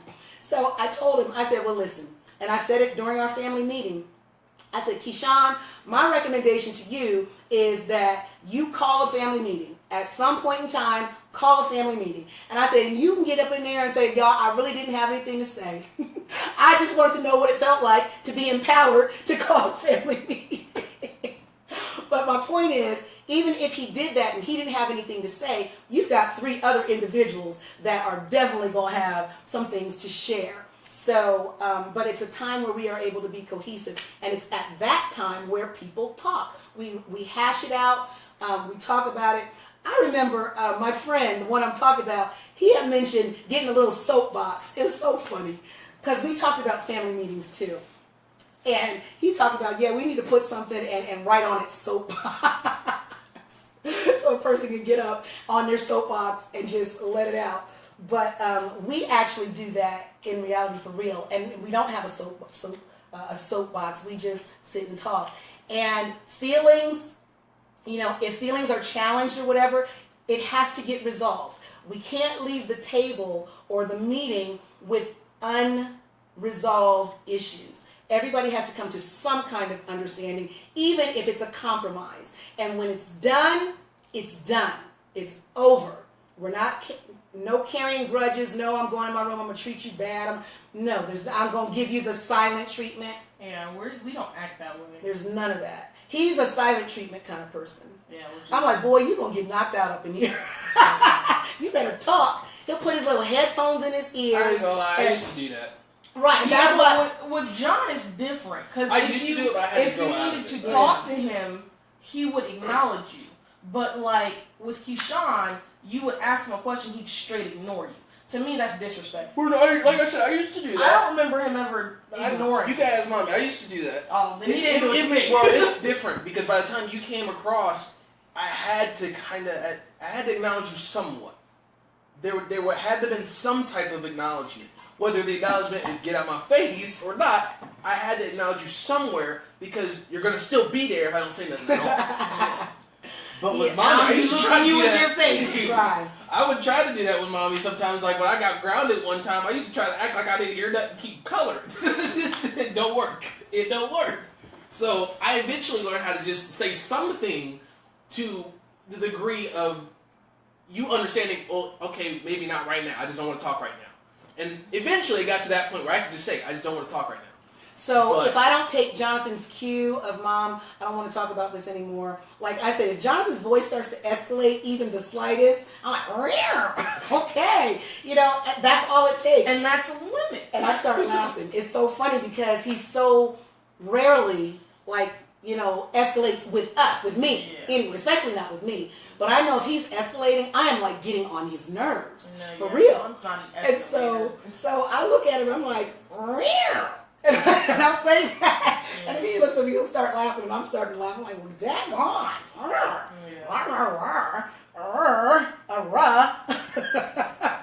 But that's how, in my 50th chamber, I'm different than my 40 to my 45th chamber.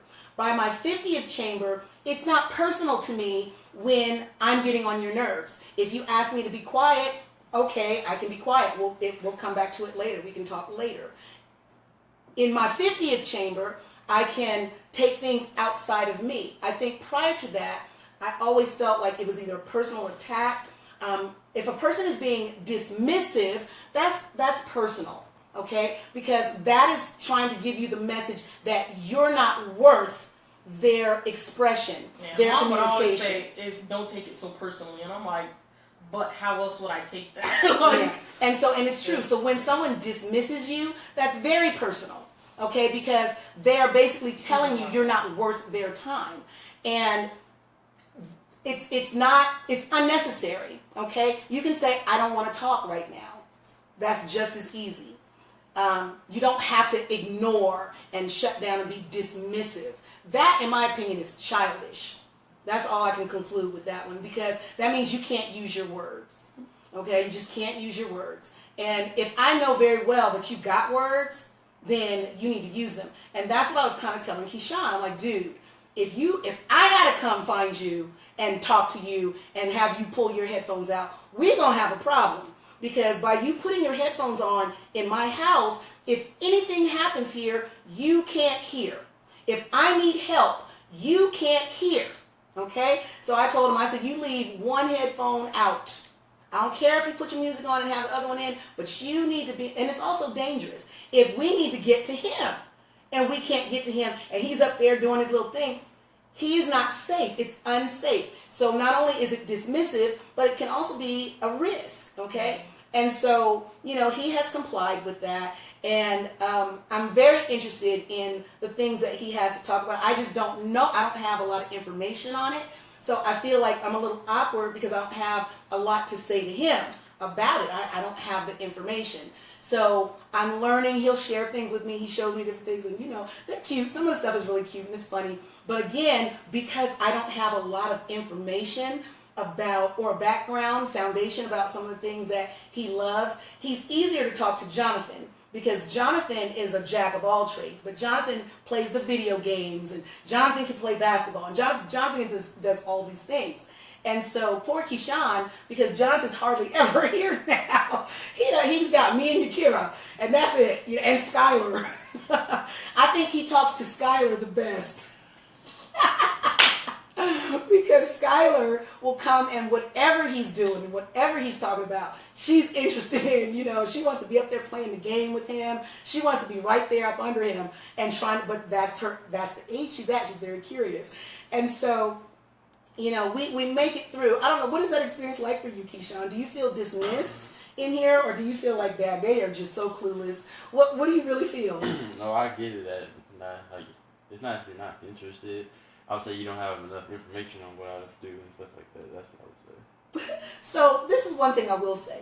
And Jonathan, I don't know how bad your ankle is, but Keyshawn is a basketball player, right? He has aspirations of going to the NBA. And I guess in the school that he was at, he was considered the leader on the team. He's, I guess, one of the best players, if not the best player. So he came here, you know, we switched schools. He's over here with us now. And he's playing basketball with these kids in school who aren't necessarily basketball players on the team. They're just playing in gym or whatever. And, you know, he talks about how they esteem him so high. And I'm like, but Keyshawn, at the end of the day, you playing against them is like you playing against me. You know, I have no ability to play basketball whatsoever. I said, what you need to do is get you some daggone competition. I said, you need to play Jonathan. Because don't let the hype fool you. This Negro can play basketball. But that's why I called my uncle to play with him. And so, yeah, he did. Because I said, you're playing with people who aren't giving you the proper competition and proper, you know, challenge so that you can keep your skills sharp. Iron sharpens iron, period. And so Jonathan is not here enough right now to even have the conversations, play the basketball, to do anything. And poor Keyshawn. You guys have to see it. I'm going to have to videotape it on the Real World one day. I'm going to have to do the Real World with Super J and the Millennials and just show this interaction, because you guys I can't really explain how awkward and the nature of it when he's really trying to talk to me about something and I have no clue. It's hilarious to me. It's really funny. It's so funny to me because I remember this one time they're talking about gods, Greek gods, and this was at a time where I was like trying to prove to mom that I can like straight up not talk. Because I'm a petty person. And I really don't think everybody understands how petty I can get. Like, it's bad. But, so I was straight up not talking. And so they're talking about Ares, and they're like, oh, he's not a Greek god. I didn't say that. So I was like, what the hell? But I can't say that because I'm like, no, I'm too petty to say y'all are freaking having issues. I said Mars. I mixed up Mars and Aries. But anyway, they're the no, same so kind of they god. were like- But they he were like- said he wasn't a god at all. Huh? No, they're like, Aries isn't a Greek god. I didn't say that. Whoever said I it, didn't say somebody. that. Yes, you No, did. y'all said it. Because there would be no reason for You me said to it. get up, type on mom's computer, Aries, Greek god. There would have been no reason for me to do that. So I, like, as soon as they said that, I was like, okay, let me let that go. And they continue to say how Aries isn't a Greek god. So now I'm like, y'all are just not knowledgeable on the subject. And then Keyshawn says, oh, I've studied Greek mythology. I know what it is. And I'm like, what the hell? If you know what it is, then you know Aries is a Greek god. So I decided to take my silent petty ass up to mom's computer, typed Aries, Greek god, and I was like, right there. And mom looks and she was like, did you really just get up to show me that Aries is a Greek god to prove that I'm wrong? And I was like, yeah. I was calling him Mars. Mars is a god of war. I didn't hear Mars. Mars is the god of war, as Let is me get something Aries, straight. right? Let me get They're something both straight. the same thing. They're the same thing. One is Roman and one is Greek. Yes. So I was talking about Mars. I called him Mars. Like But I Jupiter, knew Zeus. who I was thinking. I knew I was thinking Aries. I didn't say Aries wasn't a Greek god, though. I didn't say that. I don't know who I said just said I Mars know I was just the said god for of the war. fact that at the time I was playing God of War, and I know all of that is Greek. So I So knew I then didn't say no it. one said Aries isn't a Greek god, but I I know took I it said upon that. myself to get up. Yeah, he definitely said it. I remember it clearly. He's messed up in his brain for some reason because I know exactly what happened. Otherwise, there's no reason for me to be so petty to get up and prove them wrong. It might the petty part might have been he was talking about Aries and I was talking about Mars. That could have been the No, conversation. it's just the fact that they said Aries isn't a Greek I god, didn't and say that. everyone knows Aries is a Greek god. All Exactly, I that's remember what I is I got a call talking about what mythology is what and the stories behind it. Did I I'm call like, you? Yeah. Oh, I'm and like, then hold on, wait. You called me before. And then I went off on Call me Keyshawn. about gods and stuff. This Yeah. thing's weird. And then I went off on Keyshawn, I remember this one time, and I was like, I don't know how this came up, but I was like, I've got the Midas touch. And he was like, who's Midas? And I was King like, Midas. think about Drake. He said every time he gets on the track, he has the Midas touch. What does that mean? And he was like, I don't know who Midas is. And King I'm like, Midas. are you serious?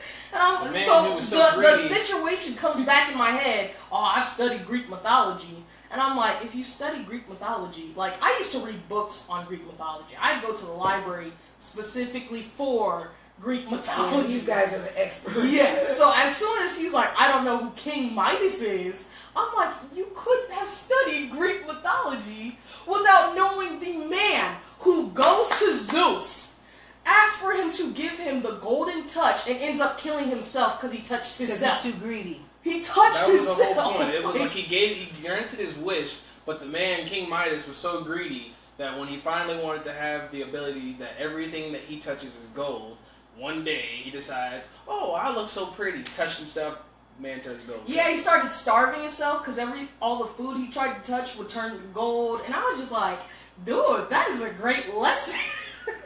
But I was That's just what you like, get for being oh my greedy. lord, yeah.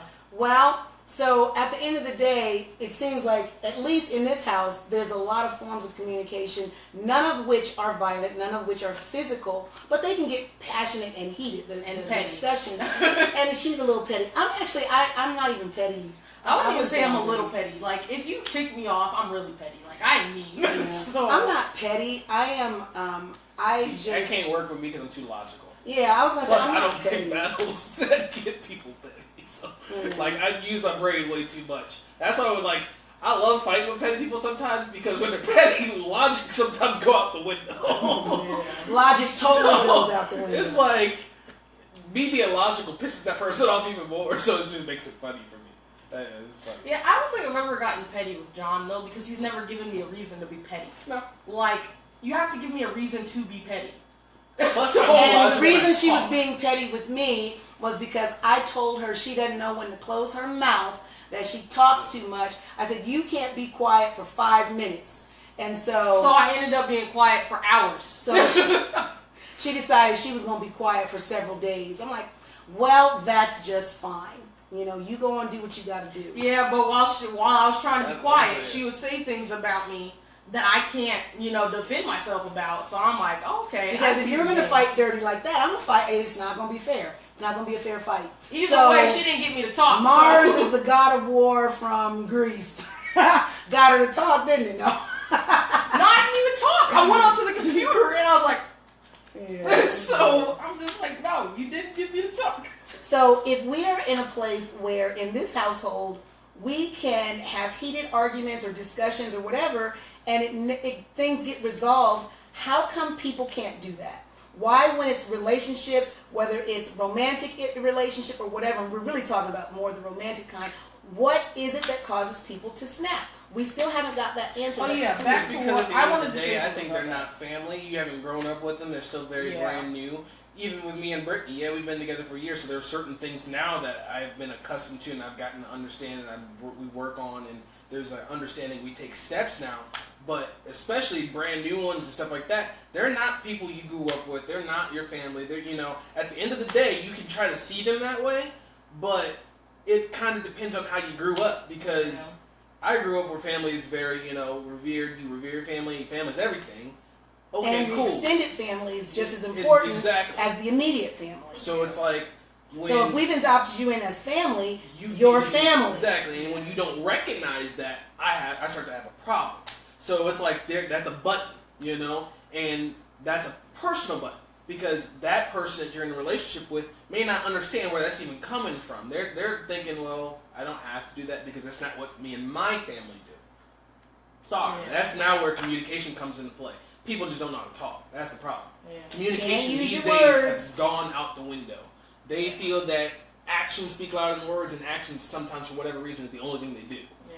But the person I'm dealing with is not a millennial. This person that I was talking about is almost as old as I am. I'm only a couple years older than him.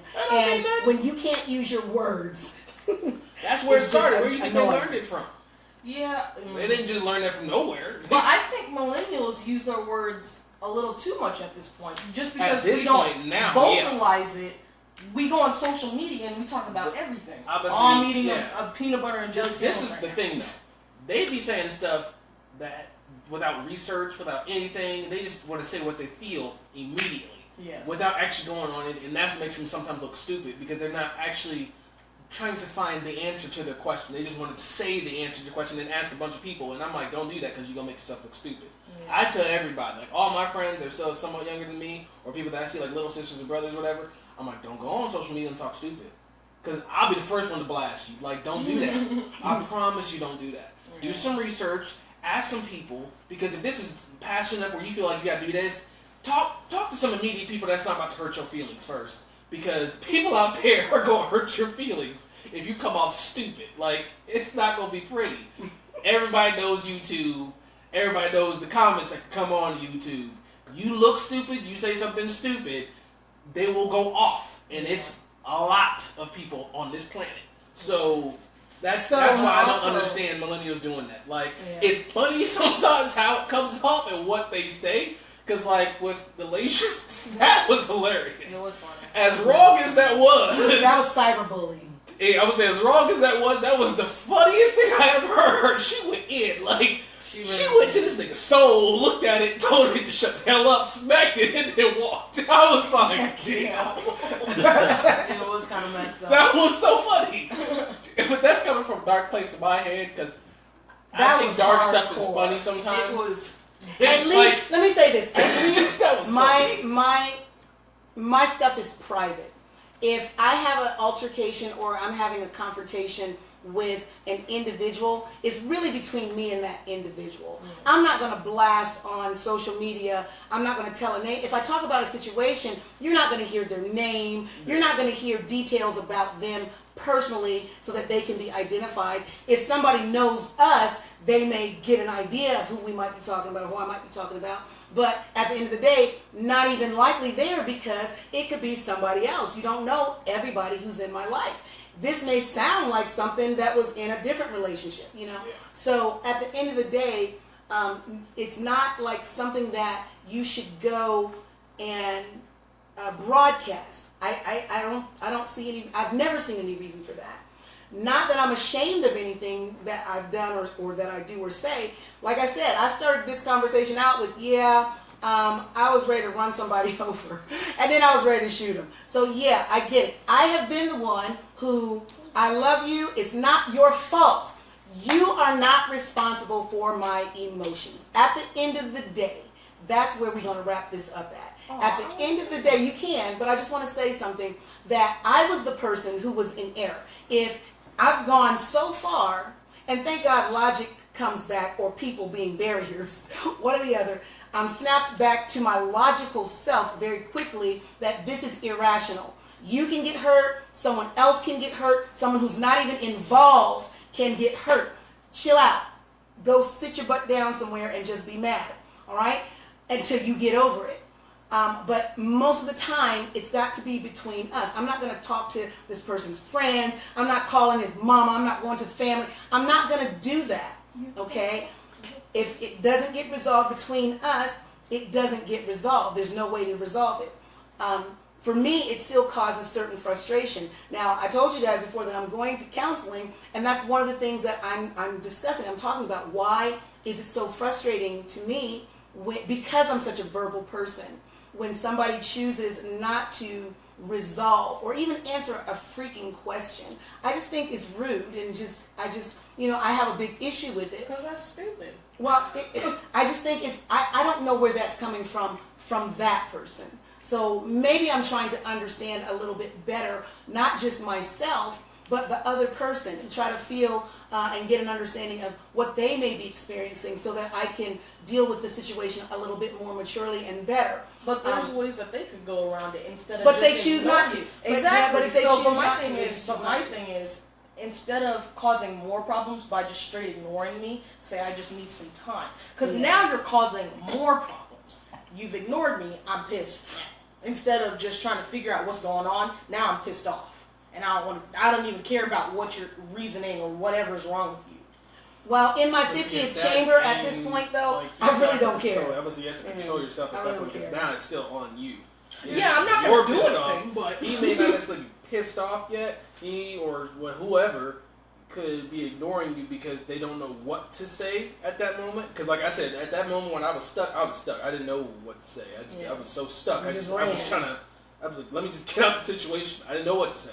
So sometimes they may not know what to say, and because we're so verbal, because we're so in your face, you might catch them off guard. We're very quick. And they might just be stuck sometimes, and they're trying to think of something, but you just in their face so much that they're just like not catching it.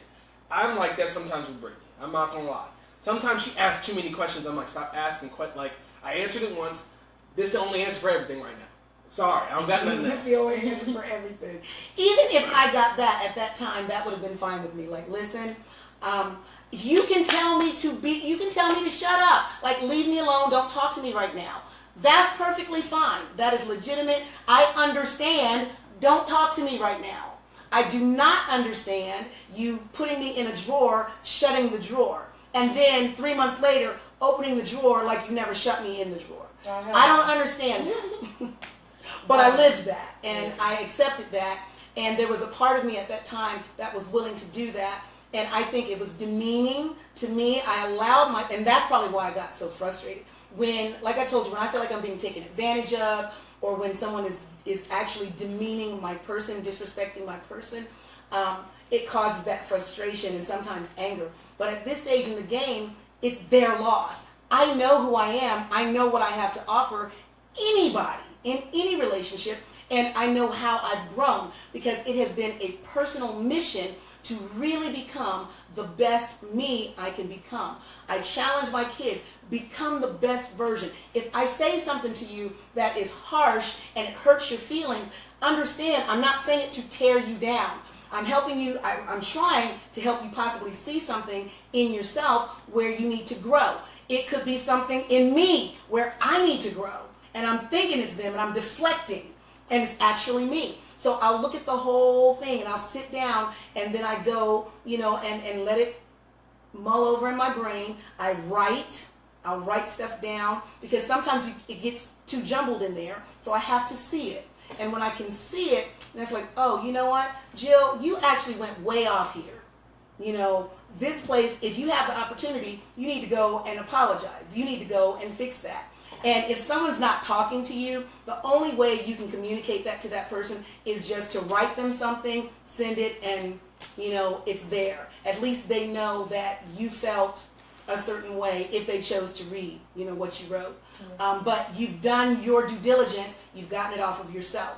I don't see any reason and any practice where it is necessary to, because you feel, it's ego driven, because you feel upset. It's not their fault how you feel.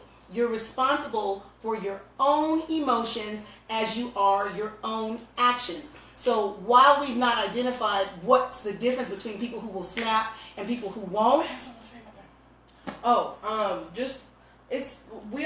We kind of did identify it, and it's a tolerance and it's a limitation. But yeah, the thing that I wanted to say, because John said, you know, limit for J-Lo was, you know, someone's moving too slow and it's something that they need to get done. For me, a limit was, you know, a little while ago, Keyshawn and I were walking Tiki, and I saw some glitter, and I was like, ooh, glitter. And so he decides to grab me hella hard. And so to me, that's a limit. I'm about to swing on you. Like, you do not grab me like that whatsoever. You will get hurt if you do. But I understood the context, and I'm like, what is wrong with you? And I gave him this look, like, why are you grabbing me like that? And he's like, I've already seen it. Okay, this is my first time seeing it. Why does you seeing it matter whatsoever? Like, that was a limit to me. And so I was like, that was so ridiculous as to how he just grabbed me, first of all, and how he decided to explain himself with he's seen it. And So it's not important if you see it. Obviously not. But yeah, I was just like, that was so... Again, they don't speak the same language. That's why they're not boyfriend. But hold on. This is something that is the same language, and that is actually very obvious as to what we were doing. So we were playing around, and he kept hitting me, like hecka hard, on my thigh. And I told him the first time, stop hitting me so hard. Why are you hitting me that hard? He's like, okay, I won't hit you that hard. He did it again. Why are you hitting me that hard? Stop hitting me that hard. Okay, I won't. He did it again. I'm like, all right, this is my third time telling you. You're about to get clocked in the face if you hit me one more time like that. But Mom came in and told us to stop fighting by that time, so it kind of ended. Because if you hit when you're glad, you will hit when you're mad. But and sometimes that glad turns to mad. It's not even that. Hold on. I gave him 3 warnings. But he's still playing. But you need to understand how to control your strength then.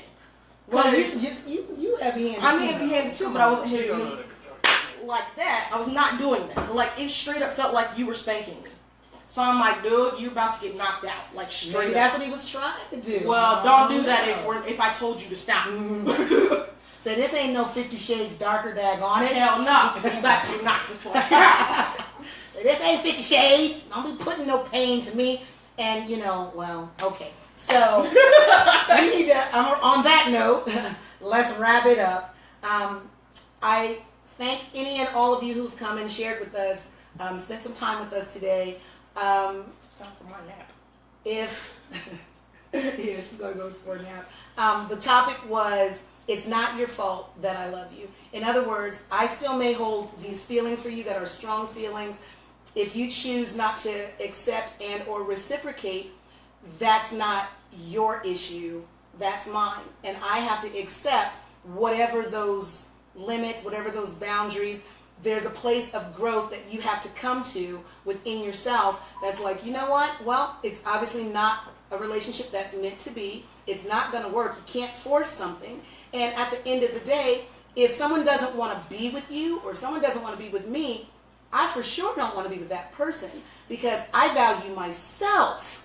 And that's where it has to come down to. Do not allow yourself to stay in a situation where someone has devalued you for 5+ years.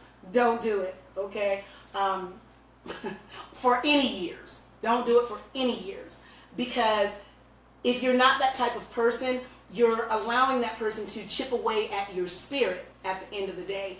And honestly, I think in part, that's some of that snapping stuff where people feel that their integrity and their dignity has been challenged. But it's really not that serious. At the end of the day, it's not that serious. Someone just doesn't want to be with you. Okay, that's their choice. That's the prerogative. Or someone wants to be with you and someone else. Okay, you can do one of two things with that. You can accept that, or you cannot accept that. If they want to be with you and someone else and you don't accept that, then it's time for you to move on. Don't go burning up the house, with them in it. It's not that serious. It really is not. And so for all of those of us who are still growing, and those of you who have not yet reached your point of being in a relationship where you really felt like burning the house down with the person in it because you love them, that's not love. At the end of the day, that's not love, okay? That's now something totally different, and that would be a whole conversation actually going into what that is. So I say value yourself, value this person that you say you care about, respect their integrity, respect their wish. If their wish is that they need to be detached from you, don't take it so personally. They need that. It's not about you, okay? So yes, it may be hurtful, it may be painful, it may be something that you want, but you have to rise above all of those situations and circumstances and then begin to think about it logically, okay? Can't use that emotion at that time, because the emotion, being emo, as he says, will cause you to be illogical.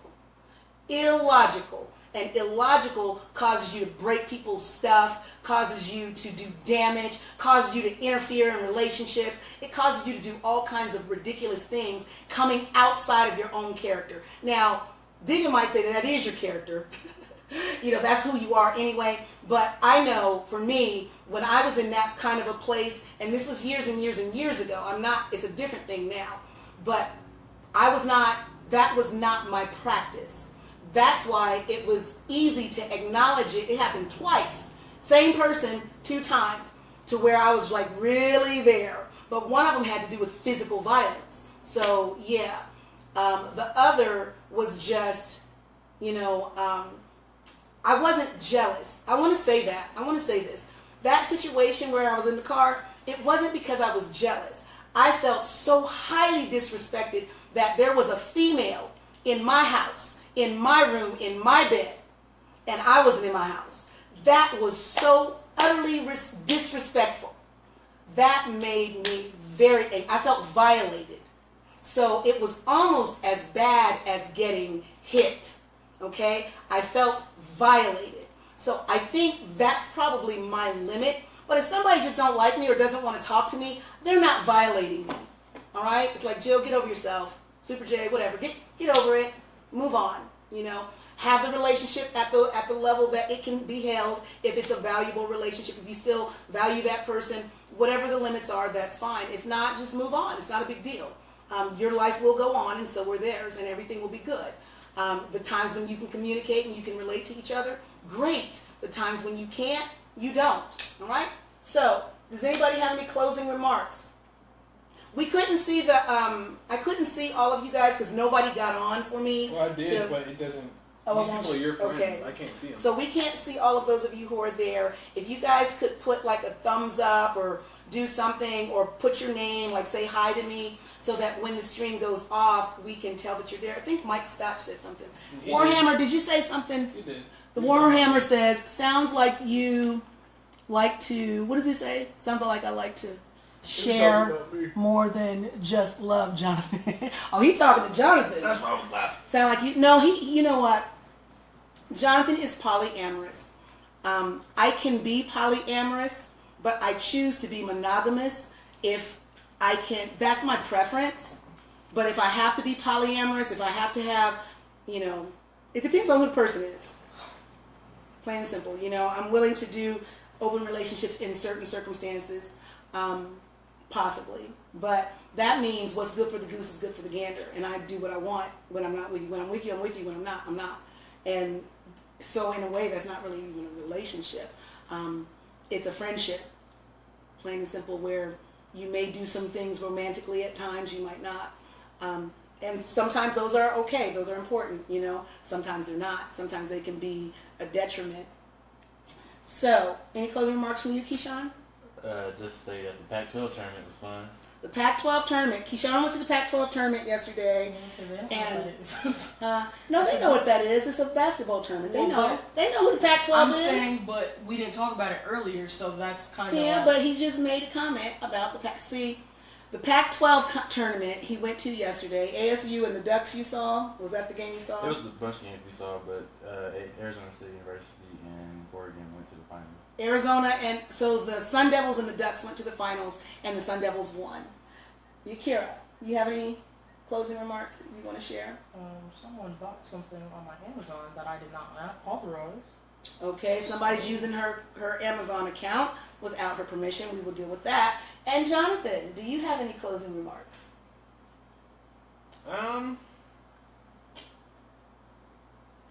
No, not really. Well, I guess I could say for those people that are in relationships, if you truly love a person, or at least that's what you're claiming, Set then them free. Exactly.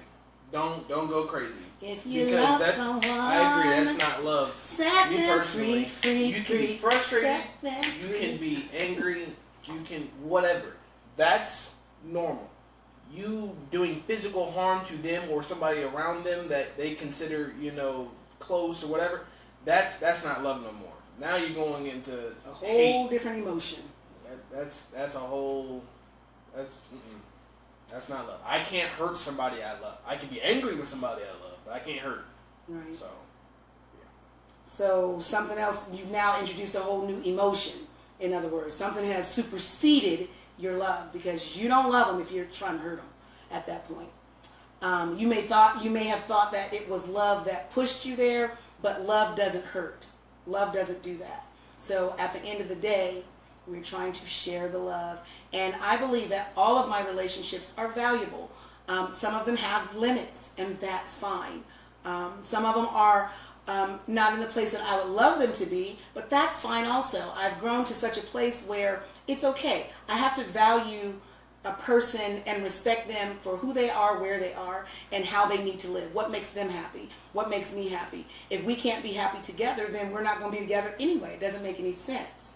So set them free. If you love somebody, set them free.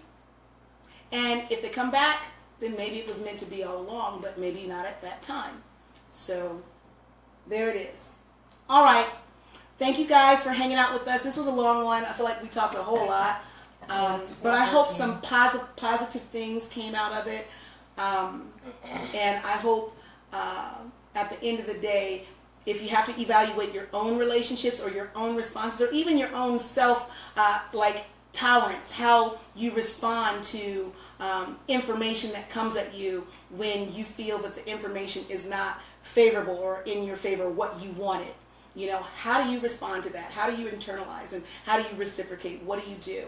I think you have to start from a position of self-love first and then love for those in your sphere and even outside of your sphere. So share the love, everybody. Thank you. We will see. This was episode 40. I can't believe it. I'm so excited. We'll see you next week as we go toward almost 1 year, episode 41. Smooches, everybody. Bye. I guess I have to turn it off, right? Nobody's moving. Bye. Everybody say bye. Bye. Bye.